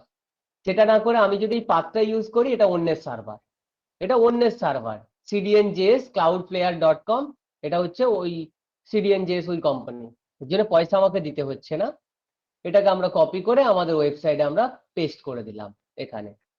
তো পুরো একদম লিঙ্কটা ওরা জেনারেট করে তোমায় দিয়ে দিল। এখানে পাথটা দিয়ে দিয়েছে, তোমার যখনই ওয়েবসাইটের এই ফাইলটার দরকার হবে ওয়াও এর, সঙ্গে সঙ্গে ওরা এই পাথটাকে হিট করবে, করে ওখান থেকে ডেটাটাকে নিয়ে আসবে, নিয়ে এসে তোমাকে দেখিয়ে দেবে। মানে ওর মধ্যে যা কন্টেন্ট আছে তুমি সেটা দেখতে পাবে। Content delivery network. এপিআই আলাদা জিনিস। এপিআই হচ্ছে রিকোয়েস্ট যাবে, কন্ডিশন চেক করতে পারে, সেখান থেকে তোমাকে রেসপন্স জেনারেট করবে, রেসপন্স জেনারেট করে তোমাকে রেসপন্স দেবে, এবং সেটা জেসন ফরম্যাটে দেবে। আবার তোমার জেসন ফরম্যাটটাকে নর্মাল ফরম্যাটে নিয়ে আসতে হবে। তো এপিআই একটা ভাস্ট কনসেপ্ট, ইজি জিনিস নয়। এপিআই ক্রিয়েট করাও খুব ডিফিকাল্ট যদি না জানি আমরা। তো মাইক্রো সার্ভিস দিয়ে আমরা এপিআই ক্রিয়েট করি। বুট, স্প্রিং বুট দিয়ে করা যায়, লুমেন দিয়ে করা যায়, পিএইচপি দিয়েও আমরা এপিআই ক্রিয়েট করতে পারি। এই হলো এপিআই আর তোমার সিডিএন এর কনসেপ্ট, বুঝলা? জি ভাইয়া। চলো আমরা তাহলে আবার ফিরে যাই আমাদের হোস্টিং এ। তো আমরা কি করলাম না, আমাদের হোস্টিং একটা ওয়েবসাইটের ডোমেন কিনে নিয়েছি, আর একটা হোস্টিংও আমরা কিনে নিয়েছি।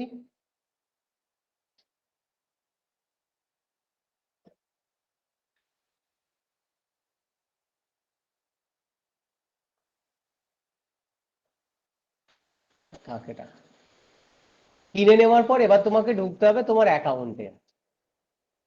তো আমি আমার অ্যাকাউন্টে লগ ইন করে নিলাম। আমি ওখানে পেমেন্ট করিনি, আমার অ্যাকাউন্ট পারচেস করার পর এবার আমি আমার এতে ঢুকছি, আমার ডোমেনে ঢুকবো, আমি আমার হোস্টিং এ ঢুকবো। আমি দুটো আলাদা আলাদা জায়গা থেকে কিনেছি, একটা ডোমেন এক জায়গা থেকে কিনেছি, হোস্টিং এক জায়গা থেকে কিনেছি।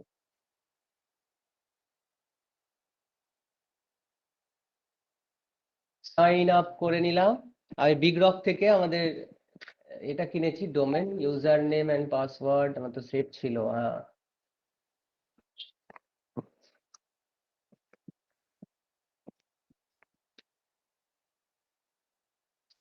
এটাও আমরা লগ ইন করে নিই।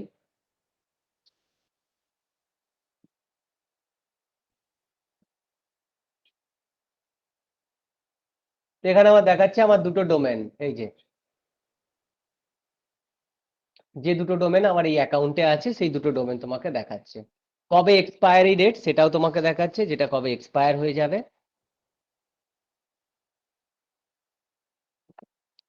এইবার ডোমেনে আমি ঢুকলাম। ডোমেনে ঢোকার পর অনেক কিছু অপশন পাবে। স্ক্রিনটা সব কোম্পানির আলাদা আলাদা হতে পারে, তুমি একটু খুঁজে দেখো কোথায় তোমার নেম সার্ভার আছে। নেম মানে ডোমেন সার্ভার, সেখানে নেম সার্ভার আছে। এই নেম সার্ভারে গেলে তুমি এখানে দুটো আইপি অ্যাড্রেস পাবে। এই যে এই দুটো আইপি অ্যাড্রেস তোমাকে চেঞ্জ করতে হবে। এই যে দুটো আইপি আছে, এই দুটো আইপি তোমাকে চেঞ্জ করে নিতে হবে। কোথায় পাবো আমরা এই দুটো আইপি কে?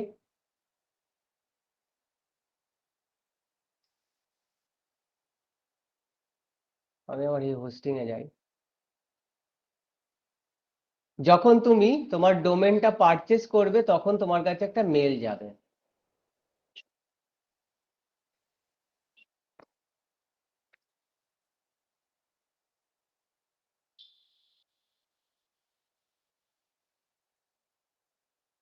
সেই মেলের মধ্যেই তুমি দেখতে পাবে যে তোমার নেম সার্ভার 1 আর নেম সার্ভার 2 যখন তুমি হোস্টিংটা পারচেস করবে তখন তোমাকে সেই পাথটা দেবে। এই হোস্টিং মানে হচ্ছে এই যে জায়গাটা, এটা হচ্ছে আমার স্টোরেজ। আমার ডোমেনটা লিঙ্ক করছে কার সঙ্গে? হোস্টিং এর সঙ্গে। আমি কি বললাম? অ্যাড্রেস হচ্ছে আমার ডোমেন। ডোমেনে যখনই হিট করব সঙ্গে সঙ্গে ওটা খুঁজবে যে আমার অ্যাকচুয়াল ঘরটা কোথায়। তো ঘরটা বোঝানোর জন্য সেই ঘরের তো একটা ঠিকানা দরকার, সেই ঘরের এটা হচ্ছে আইপি অ্যাড্রেস। তো এই যে পাথটা, এই যেটা তুমি হোস্টিং কিনলেই তোমাকে দিয়ে দেবে নেম সার্ভার, এটাকে তোমাকে কপি করতে হবে আর এইখানে গিয়ে তোমাকে পেস্ট করে দিতে হবে নেম সার্ভারটাকে, করে এটা আপডেট করে দিতে হবে। করার পর অনেক সময় 1 ঘন্টা সময় লাগে, অনেক সময় 2 ঘন্টা সময় লাগে, অনেক সময় 12 ঘন্টাও সময় লেগে যায় এটা আপডেট হতে। আপডেট হয়ে গেলেই তোমার ওয়েবসাইট আপ হয়ে গেল। এবার তুমি তোমার ওয়েবসাইটে যা কিছু কাজ করতে পারো। ডোমেনের আর কোনো কাজ নেই, ডোমেনের কাজ শেষ। ডোমেন শুধুমাত্র এই দুটো তোমার নেম সার্ভারকে আমি অ্যাড করে দিয়েছি, এইটুকুনি কাজ আমার ডোমেনের। আর ডোমেনটার কোনো কাজ নেই, বন্ধ করে দাও। এবার সমস্ত কাজ হচ্ছে আমার হোস্টিং এর, সমস্ত কাজ হচ্ছে আমার হোস্টিং এর।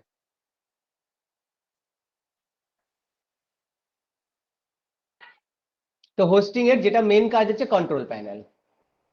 হোস্টিং এর যখন তুমি হোস্টিং কিনবে তোমাকে কন্ট্রোল প্যানেলে যাওয়ার একটা আইপিও দিয়ে দেবে, একটা লিংক দেবে যে কন্ট্রোল প্যানেল কোথায় গেল, এই যে কন্ট্রোল প্যানেলে যাওয়ার ইউজার নেম দিয়ে দেবে, কন্ট্রোল প্যানেলে যাওয়ার পাসওয়ার্ডও দিয়ে দেবে। পাসওয়ার্ডটা তুমি চেঞ্জ করে নেবে, আর কন্ট্রোল প্যানেল ঢোকার তোমার লিঙ্কও দিয়ে দেবে। এই লিঙ্কে ক্লিক করে তুমি কন্ট্রোল প্যানেলে ঢুকতে পারবে। ঢুকে এবার তোমার ওয়েবসাইটকে তুমি স্টার্ট করবে। তো আমি চলে এলাম আমার কন্ট্রোল প্যানেলে।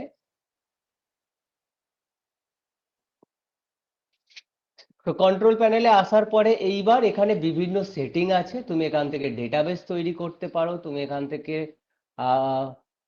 ইমেল অ্যাকাউন্ট করতে পারো, তুমি এখানে সাব ডোমেন বানাতে পারো। তো আমরা এখানে সাব ডোমেন ক্রিয়েট করব, করে আমার ওয়েবসাইটটাকে লঞ্চ করব। তো সাব ডোমেন তৈরি করার জন্য এখানে তুমি উপরে সার্চও করতে পারো সাব ডোমেন, বা নিচের দিকে গিয়ে দেখো সাব ডোমেন তুমি পাবে। সাব ডোমেন, এই যে সাব ডোমেন সার্চ করে নেবে কোথায় আছে কোথায় আছে। তো সাব ডোমেন, সাবডোমেন কি না, সাবডোমেন হচ্ছে মেন ডোমেন। এই যে RKVF, এটা হচ্ছে আমার একটা ডোমেন। আমি এর আগে একটা লিখে দিচ্ছি স্টুডেন্ট।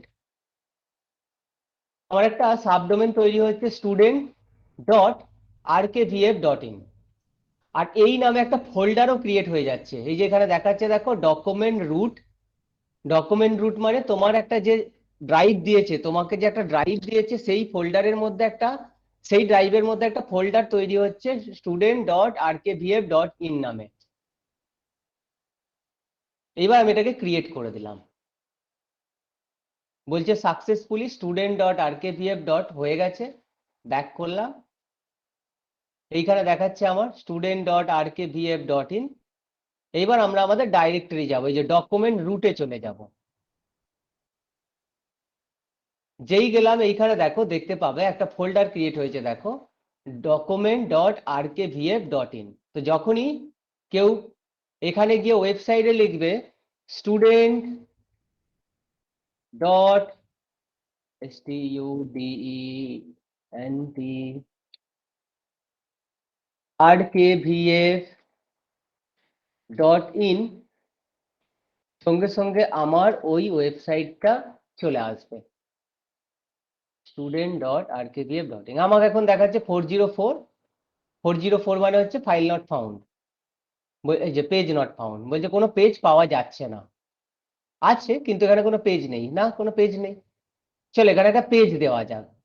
তো পেজ দেওয়ার জন্য আমরা এই যে সঞ্জিতা যে পেজটা আমাকে পাঠিয়েছিল একটু আগে, যেটা আমরা একটু আগে তৈরি করলাম, এই যে এই ফাইলটা ভ্যানিলা কেক, এই ফাইলটাই আমরা ওখানে দেব। তো তার জন্য কি লাগবে না, এই ফাইলটা আমার প্রথম খুলবে, তো এর নামটাকে চেঞ্জ করে নেবে, নাম দেবে ইন্ডেক্স। এই দুটো ফাইলকে আমাকে আপলোড করতে হবে, ছবিটাও রাখতে হবে আবার এই ফাইলটাও রাখতে হবে। এবার আমি আমার হোস্টিং এ গেলাম, এখানে গিয়ে আপলোড অপশন পাবে তুমি, আপলোড, উপরে দেখো আপলোড, সিলেক্ট ফাইল। ডেস্কটপে সঞ্জিদা বলে আমার ছিল, এটা ইন্ডেক্স ফাইল আর এই ভ্যানিলা কেক, দুটো ফাইলকে আমি সিলেক্ট করে আপলোড করে দিলাম। একটা হয়েছে ইন্ডেক্স। এবার এখানে একটা একটা করে আপলোড করতে অনেক বেশি সময় লাগবে, এর জন্য আমাদের লাগে এফটিপি ক্লায়েন্ট, সেটা আমি পরে আসছি। যদি তোমার মনে হয় অনেক ফোল্ডার আছে, একটা ফোল্ডারের ভিতরে আবার ফোল্ডার, আবার ফোল্ডার, আবার ফোল্ডার, আবার ফোল্ডার, এইভাবে আপলোড করতে গেলে তো আমার মাথা খারাপ হয়ে যাবে। তো তার জন্য আমাদের এফটিপি দিয়ে আমরা আপলোড করব। আপাতত দুটো ফাইল আপলোড করে দিচ্ছি, ইন্ডেক্স আর ভ্যানিলা। এবার আমরা যখন এখানে গিয়ে লিখবো student.rkvf.in, তখন আমাকে ওই ওয়েবসাইটটা দেখাবে, ভ্যানিলা কেকের যে ওয়েবসাইটটা পাঠিয়েছিল সঞ্জিদা। এটা আমার হয়ে গেল এখন লাইভ, পৃথিবীর যে কোনো জায়গা থেকে এই ওয়েবসাইটটা দেখতে পাওয়া যাবে। একটু সময় লাগে ওটা আপলোড হওয়ার পর।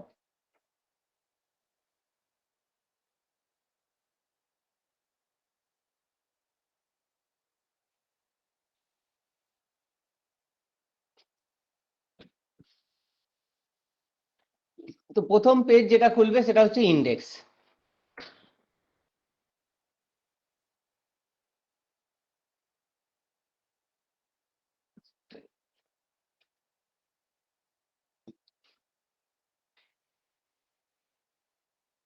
STUDENT ঠিকই আছে।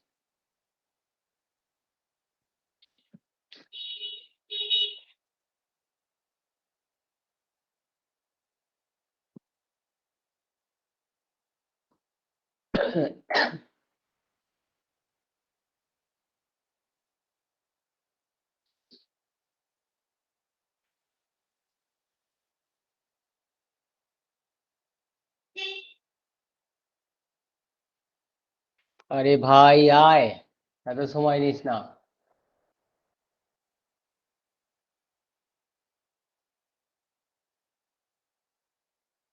student.rkvf.in।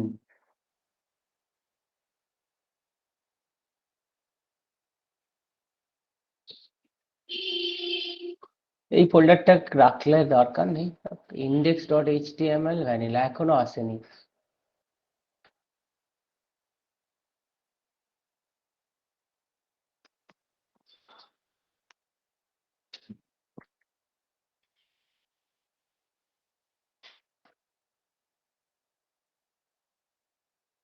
rkvf.in।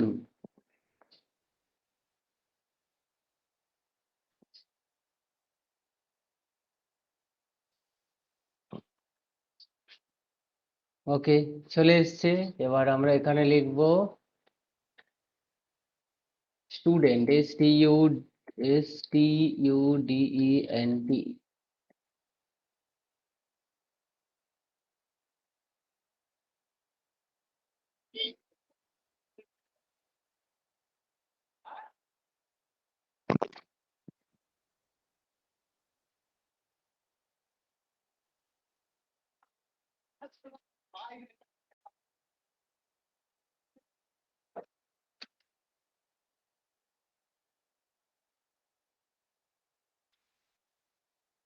এই যে, তো স্টুডেন্ট দেখো, বেসিক ভ্যানিলা কেক, ছবির সাইজ যত বড় হবে ডাউনলোড হতে তত সময় লাগবে। এখানে ছবিটাও আসবে। এই যে ওয়েবসাইট আমার আপ হয়ে গেছে। এখন এই লিঙ্ক দিয়ে পৃথিবীর যে কোনো জায়গা থেকে আমরা আমার এই ওয়েবসাইটটা দেখতে পাবো।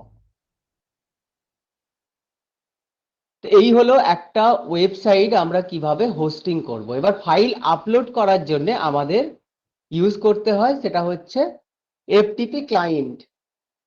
এফটিপি ক্লায়েন্ট মানে আমার কাছে একটা বড় ফোল্ডার আছে যার মধ্যে অনেক কিছু আছে, পুরো ফোল্ডারটা আমরা এর মধ্যে আপলোড করতে চাই। একটা ওয়েবসাইট ধরো আমি একটা টেমপ্লেট নেট থেকে ডাউনলোড করে নিচ্ছি, free HTML template, free CSS, এখানে বিভিন্ন রকম ফ্রি পাওয়া যাবে।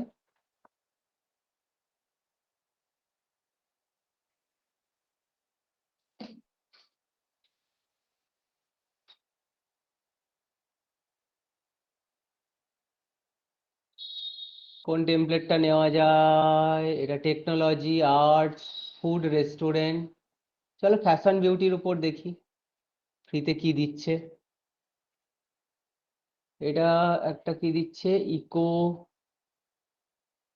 ক্লায়েন্ট টেস্টিমোনিয়াল, এটা দেখি। বিউটি সেলুন ডেমো দেখে নিই কেমন।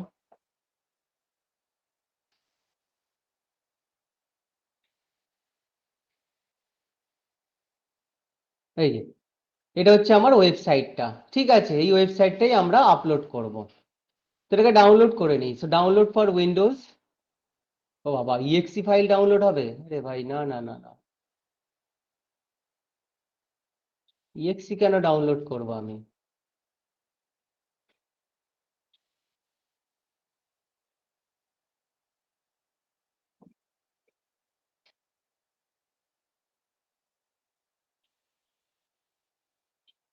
ভাইয়া, এই ইএক্সি ফাইলটা আমি একটু বুঝি না, এটা আমাকে একটু বলবেন, যেটা আমি যত প্রবলেম ফেস করি।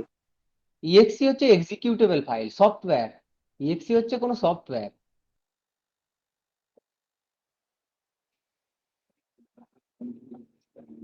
ইএক্সি একটা সফটওয়্যার।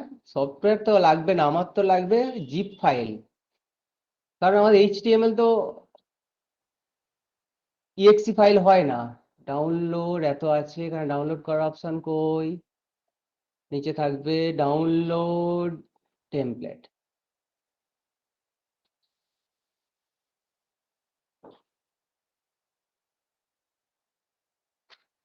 ডাউনলোডিং, আচ্ছা সেকেন্ড। চলো হোক, এটা ডাউনলোড করে নিই। তো দুটো ভাবে আমরা এই ফাইলটাকে আপলোড করতে পারি, এফটিপি ক্লায়েন্ট দিয়ে ডাউনলোড করতে পারি, আর একটা উপায় যেটা আমি ফলো করি, আচ্ছা এই যে যে একটা জিপ ফাইল ডাউনলোড হচ্ছে, যে দেখে নেবে জিপ ফাইল, সেটাকে আমি ডেস্কটপে ডাউনলোড করে নিলাম। ডেস্কটপে গেলাম, এইটা হচ্ছে আমার ফাইলটা। এটা রাইট ক্লিক করে এক্সট্রাক্ট করে নাও। ওহো, এই যে এর ভিতরে এইটা হচ্ছে আমার ওয়েবসাইট। এই ফাইলগুলো তোমায় ওখানে পাঠাতে হবে, এইগুলো তোমাকে পাঠাতে হবে, এই যে যা যা আছে। তো এগুলো পাঠাবো কিভাবে ওখানে? কারণ একটা একটা করে যদি ফাইল আপলোড করো, দেখো তুমি যদি এখান থেকে গিয়ে আপলোড করতে যাও, ধরো আমি এর মধ্যে এগুলোকে ডিলিট করে দিই, তো ডিলিট, ডিলিট, পার্মানেন্ট ডিলিট করে দিলাম। তো আপলোড করলে এখানে তুমি আপলোডে গেলে, সিলেক্ট ফাইল, ডেস্কটপে গেলাম, আমার এটা ছিল। এখানে তোমার পুরো ফোল্ডারটা দেবে না, ফোল্ডারের ভিতরে একটা একটা এভাবে মুশকিল, তো আমাকে তো পুরো ফোল্ডারটাই করতে হবে, এরকম পুরো স্ট্রাকচারটা করতে হবে। তো তার জন্য কি করব? সবচেয়ে সহজ উপায় হচ্ছে যে এই যে ফোল্ডারটা তোমার, এটা ধরো তুমি ওয়েবসাইটটা রেখেছো, এই ফোল্ডারটাকে জিপ করে নাও, সেন্ড টু কম্প্রেস জিপ। তো এই জিপ ফাইলটা আমি এবার কি করব, আমার এখানে আপলোড করে দেবো। তো সিলেক্ট ফাইল,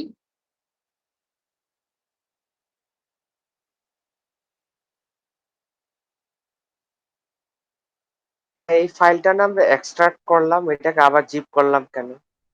এক্সট্রাক্ট করার দরকার নেই, মানে এক্সট্রাক্ট দেখালাম যে তুমি জিপ ডাউনলোড করেছি, জিপ তার জন্য এক্সট্রাক্ট করে দেখছিলাম। তুমি ধরো একটা নিজে নিজে ওয়েবসাইট তৈরি করেছো, সেই ওয়েবসাইটটা কি জিপ থাকবে বাই ডিফল্ট? সেটা কি ভাইয়া, জিপ? উইন্ডার যদি করি, আর সবগুলাকে ক্লিক করে আমি সবগুলোকে সিলেক্ট করে উইন্ডার করে যদি দেই, কিভাবে হবে? যা খুশি হোক, তোমার পুরো ফোল্ডারটা যেন এই র্যার ফাইল বা জিপ ফাইল যে কোনো একটা ফাইল থাকে, করে পুরো বুঝতে পারছি। ফোল্ডারটাকে, এই যে পুরো ফোল্ডারটাকে আমি আপলোড করে দিলাম এখানে।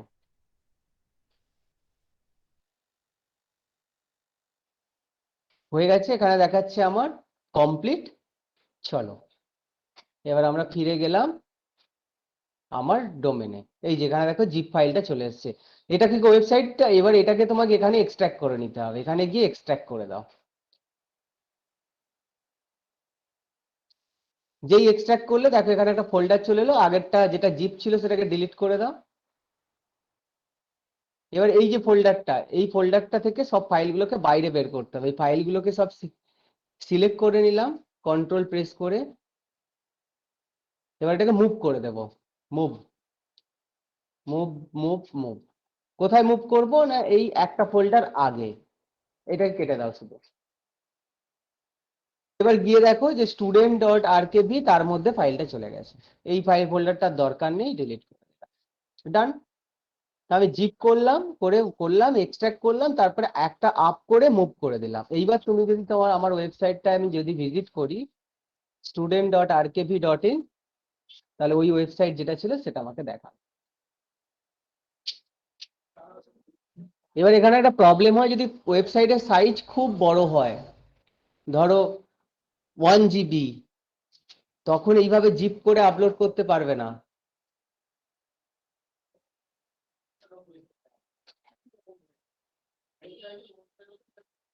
ক্লায়েন্টকে কি আমরা সবসময় তো জিপ ফাইল অথবা রার ফাইল, উইন্টার রার ফাইল এইটাই তো পাঠাবো না? ক্লায়েন্টকে জিপ ফাইল পাঠাবো আমরা, একটু সময় লাগবে এটা। এবার তোমার ফাইল যদি অনেক বেশি বড় হয়, তখন এইভাবে করা যাবে না। তার জন্য তোমাকে একটা সফটওয়্যার ডাউনলোড করে নিতে হবে। এই যে চলে এসছে।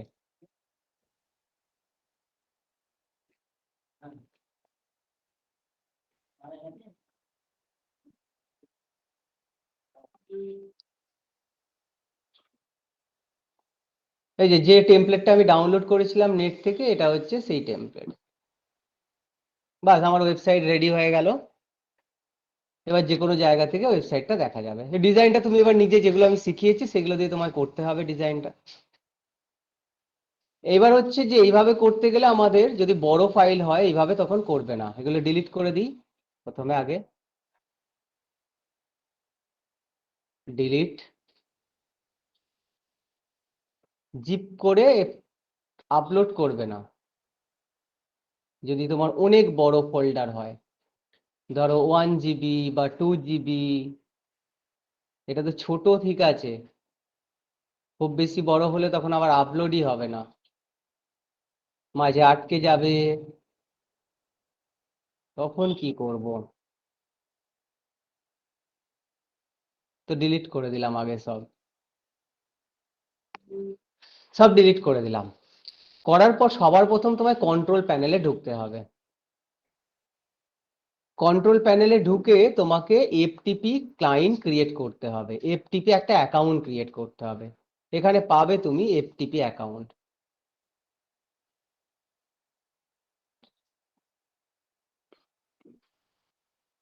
FTP anonymise, FTP connection. তো তোমাকে প্রথম যেটা করতে হবে, একটা এফটিপি কানেকশন ক্রিয়েট করতে হবে। তো এফটিপি কানেকশন হচ্ছে ফাইল ট্রান্সফার প্রোটোকল। দেয়ার আর নো অ্যাক্টিভ এফটিপি কানেকশন। তো ক্রিয়েট করব তো আমরা, ক্রিয়েট অপশনটা কোথায় গেল?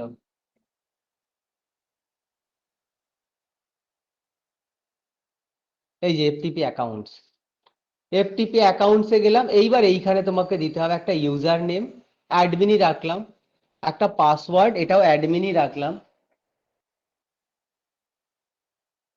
পাসওয়ার্ড এগেন অ্যাডমিনই দিলাম।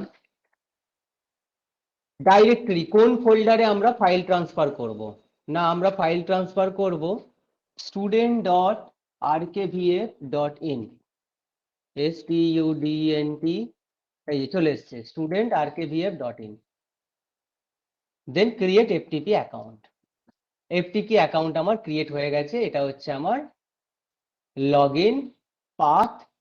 কোথায় হবে? পাসওয়ার্ড কি দিয়েছিলাম, ডান। এইবার আমরা কানেকশন তৈরি করব। অ্যাকাউন্ট তৈরি হয়ে গেছে। এইবার তুমি নেট থেকে ডাউনলোড করে নাও ছোট্ট একটা সফটওয়্যার, সেটা হচ্ছে ফাইলজিলা। ফাইলজিলা, এখান থেকে ফাইলজিলা সার্ভার নয়, ক্লায়েন্টটাকে ডাউনলোড করবে। Download client, free download. এই যে এখানে প্রো হলে কি কি হবে না হবে সেগুলো আছে, আমার ফ্রি দরকার, ফ্রি ডাউনলোড করে নিলাম।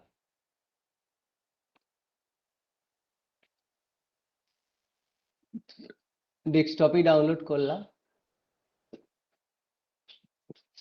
ওপেন করে নিলে এটাকে ইনস্টল করে দাও।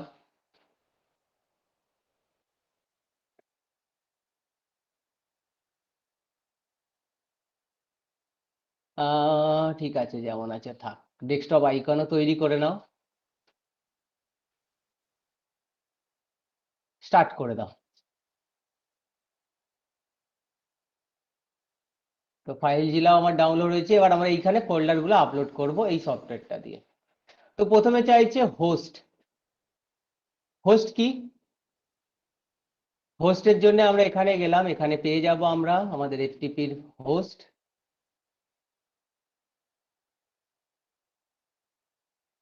এই যে ডোমেন svnyc.co.in, এখানে করো https দরকার নেই svnyc.co.in। ইউজার নেম ছিল অ্যাডমিন, পাসওয়ার্ডও ছিল অ্যাডমিন। পোর্ট কত না 21, বাই ডিফল্ট পোর্ট 21। এখানে কোনো পোর্ট দিয়েছে দেখি, কনফিগার ইউজার নেম, এই যে সার্ভার এখানে দিয়ে দিয়েছে, এই যে কনফিগারে গেলেই তুমি পেয়ে যাচ্ছ, এখানে সার্ভার দিয়েছে ftp.svnyc.co.in, কপি করে নাও। ftp user name admin, password admin, port হচ্ছে এই যে পোর্ট হচ্ছে 21, দেন কানেক্ট, সেভ পাসওয়ার্ড, ওকে। এখানে চাইছে কি সার্টিফিকেট মার্টিফিকেট, ওকে করে দাও। এইখানে দেখাচ্ছে দেখো status connection establish, login authentication fails. আবার একবার কানেক্ট করো 21 দিয়ে।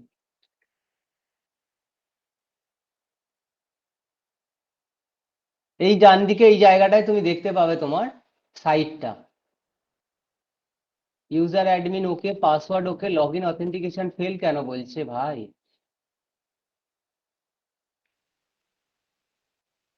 রাইট সাইডে ওয়েবসাইটটা দেখা যাবে ফাইল জিলাই না, ওয়েবসাইটের ফাইলগুলো দেখতে পাবো আমরা ওখানে।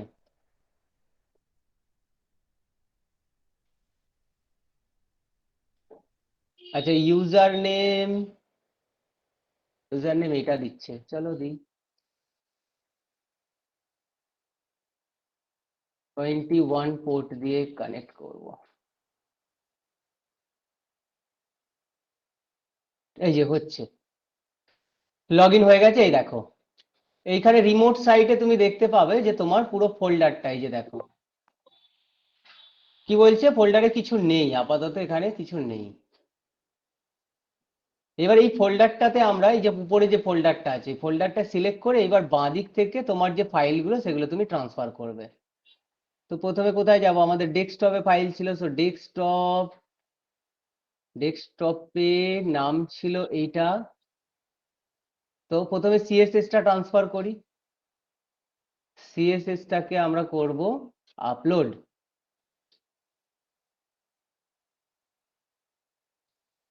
স্টার্ট হচ্ছে আপলোড, এই যে দেখো এখানে সিএসএস চলে এলো।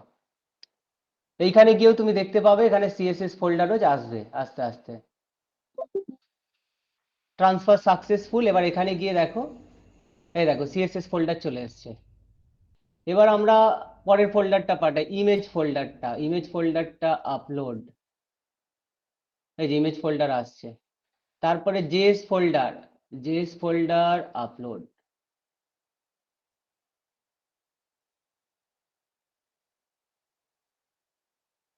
বাস, এবার গিয়ে দেখো তোমার এখানে সমস্ত ফোল্ডার গুলো চলে এসছে, আর জেএসটা এখন আসেনি।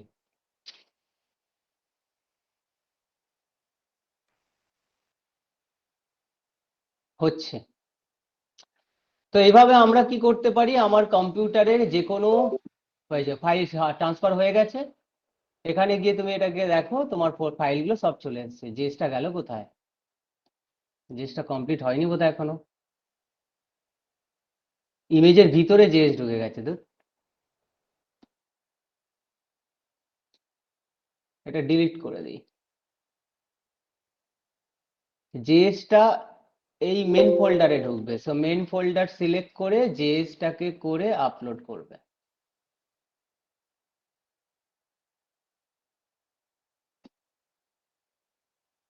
হ্যাঁ এবার ঠিক আছে, ডান। তো এভাবে এফটিপি ক্লায়েন্ট দিয়ে আমরা সমস্ত ফাইলগুলো পাঠিয়ে দিলাম এখানে। আর বাকি থাকলো কি, এইচটিএমএল ফাইলগুলো, 3টে এইচটিএমএল ফাইল আছে, সেগুলোকে তুমি ম্যানুয়ালি ওখান থেকে আপলোড করে দিলে। তো এইভাবে তুমি যে কোনো ফোল্ডারকে ধরে খুব ইজিলি তুমি ট্রান্সফার করে দিতে পারো। এবার আমার যদি বলি এইচটিএমএল গুলো আমি এখান থেকে ট্রান্সফার করবো, তো দেখো নিচে দেখো এই দেখ এইচটিএমএল ফাইলগুলো দেখাচ্ছে, রাইট ক্লিক করো, আপলোড করে দাও। এখানে পাথটা দেখে নিও, উপরে এটা বেস পাথটা সিলেক্ট করবে, then upload, contact upload, index না, যখন এফটিপি অ্যাকাউন্ট ক্রিয়েট করি তখন আমরা এখানে কোটা দিতে পারি, বাট এটা আমরা কি দিয়েছি এখানে আনলিমিটেড, যত খুশি তুমি করতে পারো।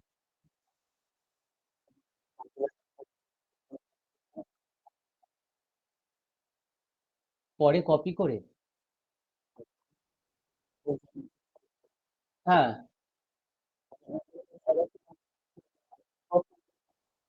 আচ্ছা এইটাই আপলোড করে দাও। হ্যাঁ করতে পারো, তুমি পুরো ফোল্ডারটা আপলোড করলে তারপরে এক ধাপ মুভ করে নিলে, হ্যাঁ হবে। আদারওয়াইজ তুমি এইভাবে একটা একটা করে সিলেক্ট করে তুমি এটাকে আপলোড করে দিলে। এবার দেখো তোমার ওয়েবসাইটে গিয়ে সমস্ত কিছু চলে এসছে এখানে, এই যে সব রেডি। তো যখন তোমার কাছে অনেক বড় ফোল্ডার থাকবে তখন আমরা ইউজ করব এফটিপি ক্লায়েন্ট। এফটিপি ক্লায়েন্ট করার জন্য প্রথম যেটা দরকার, তোমার কন্ট্রোল প্যানেল থেকে একটা এফটিপি অ্যাকাউন্ট ক্রিয়েট করে নিতে হবে। এফটিপি অ্যাকাউন্ট ক্রিয়েট করার পরে এখানে তুমি গেলেই দেখতে পাবে তোমার ইউজার নেম কি, পাসওয়ার্ড তুমি যেটা দিয়েছিলে, সার্ভারের কি অ্যাড্রেস আছে, পোর্ট নাম্বার। তারপরে ফাইল জিলাতে গিয়ে এখানে তোমাকে দিতে হবে তোমার ওই হোস্ট নেমটা, ইউজার নেমটা, পাসওয়ার্ডটা আর পোর্ট নাম্বার। কানেক্ট করলেই সঙ্গে সঙ্গে তোমার ওই ফোল্ডার, যে এফটিপি ক্লায়েন্ট করার সময় যে ফোল্ডারটা আমরা দিয়েছিলাম সেই ফোল্ডারটা ডান দিকে দেখাবে। ডান, এবার তুমি ফোল্ডারে আপলোড করো, ডিলিট করো, যা খুশি করতে পারো এবার। মানে তোমার ওই সার্ভারের ফাইলগুলো লোকালি এখানে চলে এসছে। এখানে তুমি এখান থেকে ডাউনলোড, ব্যাকআপ নেওয়ার জন্য তুমি এখানে ডাউনলোডও করে নিতে পারো। পরে তোমার যদি মনে হয় যে আমি এটা ব্যাকআপ রাখবো, তুমি এখান থেকে ডাউনলোড করে রাখতে পারো। এখান থেকে তুমি ডাউনলোড করতে পারবে না, তুমি যদি এখানে গিয়ে বলো যে আমি এটাকে ডাউনলোড করব, ডাউনলোড এখানে অপশন নেই, ডাউনলোড অপশন নেই। তুমি যদি ব্যাকআপ করতে চাও, ধরো এর একটা ব্যাকআপ আমি রাখতে চাই, আমি আমার ওয়েবসাইটে একটা ব্যাকআপ রাখতে চাই, তো আমি কি করবো, এই ফোল্ডারটা, উপরে ফোল্ডারটাকে ডাউনলোড করে নিলাম, তোমার ডেস্কটপে ডাউনলোড হয়ে যাবে। হচ্ছে, এই যে দেখাচ্ছে কোথায় ডাউনলোড হচ্ছে, ডেস্কটপে। তো আমরা এই এফটিপি ক্লায়েন্ট দিয়ে আমার ওয়েবসাইটের ব্যাকআপ নিতে পারি। তুমি সারাদিনের শেষে একবার ব্যাকআপ নিয়ে নিলে, যে যাতে কেউ যদি কোনো হ্যাকিংও হয়, ডিলিট ফিলিট হয়েও যায়, তাহলেও কোনো অসুবিধা নেই, আমার তো ব্যাকআপ নেওয়া আছে, পরে গিয়ে আমি রেস্টোর করে দেবো। হচ্ছে, হোক। চলো তাহলে আমরা আজকে বোঝার চেষ্টা করলাম কিভাবে আমরা ডোমেন পারচেস করব, হোস্টিং পারচেস করব, করার পর আমরা কিভাবে আমাদের ওয়েবসাইটটা রান করব, ফাইল কিভাবে আপলোড করব, ব্যাকআপ কিভাবে নেব, সেটা আজকে আমরা দেখলাম। হ্যাঁ, আমার একটা ইস্যুস ছিল। তো বলো অনেক সময় ক্লায়েন্ট বলে যে তার ডোমেইন হোস্টিং কিনা আছে। ইন হ্যাঁ দ্যাট কেস সে যদি এফটিপি অ্যাকাউন্ট নাম্বারটা দেয়, তাহলে কি হ্যাঁ তার এফটিপি তে যেয়ে আমরা ওয়ার্ক করতে পারবো? হ্যাঁ, তার এফটিপি তে গিয়ে আমরা ফাইল আপলোড করে দেবো। সে যদি বলে এফটিপি দিয়ে করে দাও, তুমি ফাইল জিলা ডাউনলোড করে তার ইউজার নেম পাসওয়ার্ডে ঢুকে তার ফাইলগুলো আপলোড করে দেবে। আচ্ছা। আচ্ছা ভাই, আরেকটা জিনিস, ফাইল মাইগ্রেশন, ডাটা মাইগ্রেশন এটা একটু কাইন্ডলি দেখাবেন? মাইগ্রেশন মানে হচ্ছে পুরনো ডেটা তার উপরে নতুন ডেটা অ্যাড করাকে মাইগ্রেশন বলে। কি মাইগ্রেট করছো, মানে একটা পুরনো কিছু ছিল সেটাকে নতুন কিছুতে নিয়ে আসছে, এটাকে মাইগ্রেশন বলে। অনেক সময় বুঝতে আমরা পারলে? বলি না ভাইয়া, যে লেটস হচ্ছে আমরা কোনো একটা ওয়েবসাইট থেকে ইন্সপিরেশন নিলাম। ভাই এখানে কি আমি যদি আরেকটা যেগুলো ফ্রি যে ওয়েবসাইট আছে, এখান থেকে কি কোনো কপি পেস্টে ক্লেমের কোনো কিছু আছে? মানে না, কপিরাইটের কোনো ক্লেমের আছে? পুরো ওদের ইমেজ ইউজ করতে পারবে না, ওরা যে ইমেজগুলো ইউজ করেছে সেগুলোকে বাদ দেবে, আর কিছু ডিজাইন কিছু মডিফাই করে নেবে, তাহলে তুমি করতে পারো, ইউজ করতে পারো, ওদের ডিজাইন তুমি নিতেই পারো। আচ্ছা, বুঝতে পারছি। আর লেটস হচ্ছে আমি এরকম একটা যে কোনো একটা থেকে ইন্সপিরেশন নিয়ে আমি ক্লায়েন্টকে দেখাচ্ছি যে দিস ইজ মাই ওয়েবসাইট, যদি তোমার পছন্দ হয় তাহলে আমি এটা মাইগ্রেশন করে দিব। এটা হ্যাঁ, কিভাবে করে? মাইগ্রেশন মানে কি, সেটাকেই মডিফাই করে দেওয়া। মানে তুমি, তোমার যদি পছন্দ হলে সেটাকে তুমি মডিফাই করলে, মডিফাই করে তার ওয়েবসাইটে তুমি গিয়ে আপলোড করে দিলে, মানে তার যেটা ছিল পুরনো জি সেটা জি চেঞ্জ করে তোমার নতুনটা দিয়ে দিলে। তার ডোমেন হোস্টিংয়ে আচ্ছা, আমরা পাঠিয়ে দিব এটা। তার ডোমেন হোস্টিং এ তুমি দিলে, মাইগ্রেট করা হচ্ছে এটা। Data migration, website migration, software migration, এই মাইগ্রেশনের মানেই হচ্ছে এটা। বুঝতে পারছি। হ্যাঁ বল। হ্যাঁ হ্যাঁ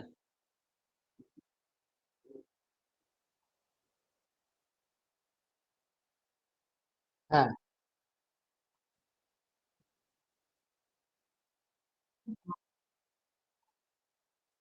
এই ইউআরএলটা বুঝলাম না, আরেকবার বলে ইউআরএলটা।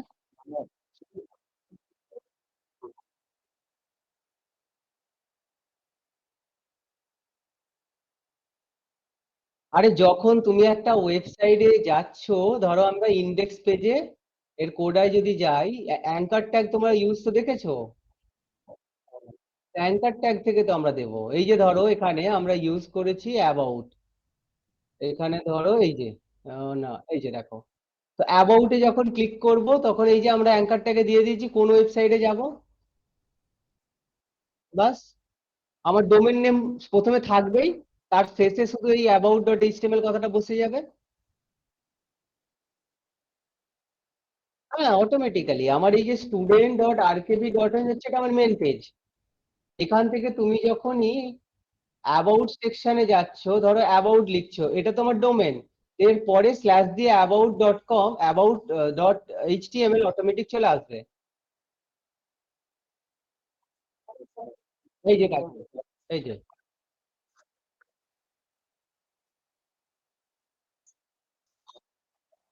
না এখানে কিছু করতে হবে না, এই যে দেখো এখানে চলে এসেছে অ্যাবাউট ডট এইচটিএমএল চলে এসেছে।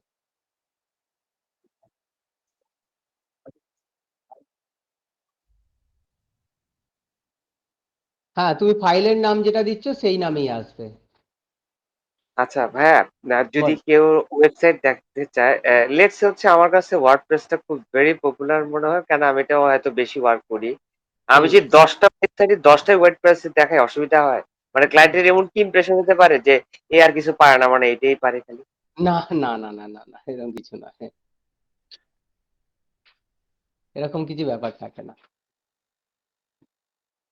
তো ওয়ার্ডপ্রেস তোমার পপুলার মনে হলে ওয়ার্ডপ্রেস এটা হচ্ছে কাস্টম, কাস্টমই মার্কেটে সবচেয়ে যখন বড় কোনো হাই সিকিউর ওয়েবসাইট তৈরি হয় তখন কিন্তু ওয়ার্ডপ্রেস দিয়ে সেগুলো হয় না, সেগুলো সব হ্যাঁ, কাস্টম। ওয়ার্ডপ্রেসে ডাব্লিউপি অ্যাডমিন তো এটা চেঞ্জ করা যায়। হ্যাঁ, সেদিন শিখছি আমি ডাব্লিউপি অ্যাডমিনটা। আমি তো নেক্সট ক্লাসে আপনাদের একটু দেখে নিব যে ডাব্লিউপি অ্যাডমিন দিলেই যে সে যে ওয়ার্ডপ্রেস দিয়ে আসছে, এটা হ্যাঁ তো ভাইয়া চেঞ্জ করা যায় না ভাইয়া? ওইটা দিলে তো আসবে না, আমি একটা প্রসেস শিখছি। হ্যাঁ হ্যাঁ হ্যাঁ হ্যাঁ হ্যাঁ, ওয়েবসাইটের শেষে স্ল্যাশ ডব্লিউপি অ্যাডমিন দিলে আসবে না, সেটা বলছো তো? জি জি ভাই, এটা নেক্সট ক্লাসে আপনি কাইন্ডলি একটু লাইভ দেখাই দিয়ে। ঠিক আছে, ঠিক আছে, আপাতত আজকে যেটা আমি শেখালাম সেটা বুঝতে পেরেছো, ডোমেন হোস্টিং পারচেজ করা এবং সেই ডোমেনে আপলোড করা, এফটিপি ক্লায়েন্ট ক্রি হয়, বিভিন্ন রকমের হোস্টিং হয়, share hosting, dedicated hosting, cloud hosting. Cloud হোস্টিংও দেখালাম, এডব্লিউএস এ ক্লাউড হোস্টিং সব বড় বড় কোম্পানিরাই ইউজ করে, অনেক অ্যাডভান্টেজ পাওয়া যায়। ঠিক আছে, তাহলে তোমরা ভিডিওটা দেখো, কোনো কনফিগারেশন এই কনফিউশন থাকলে বলো। ঠিক আছে ভাই, থ্যাংক ইউ। আর আমরা বাই দিস টাইম যোগাযোগ করব। হ্যাঁ হ্যাঁ কোনো কনফিউশন হলে জানাবো আর কি। হ্যাঁ, অবশ্যই অবশ্যই অবশ্যই। ঠিক আছে, চলো চলো তাহলে সবাইকে good night, bye bye. Good night ভাই। নিশর এটা দেখো একটু।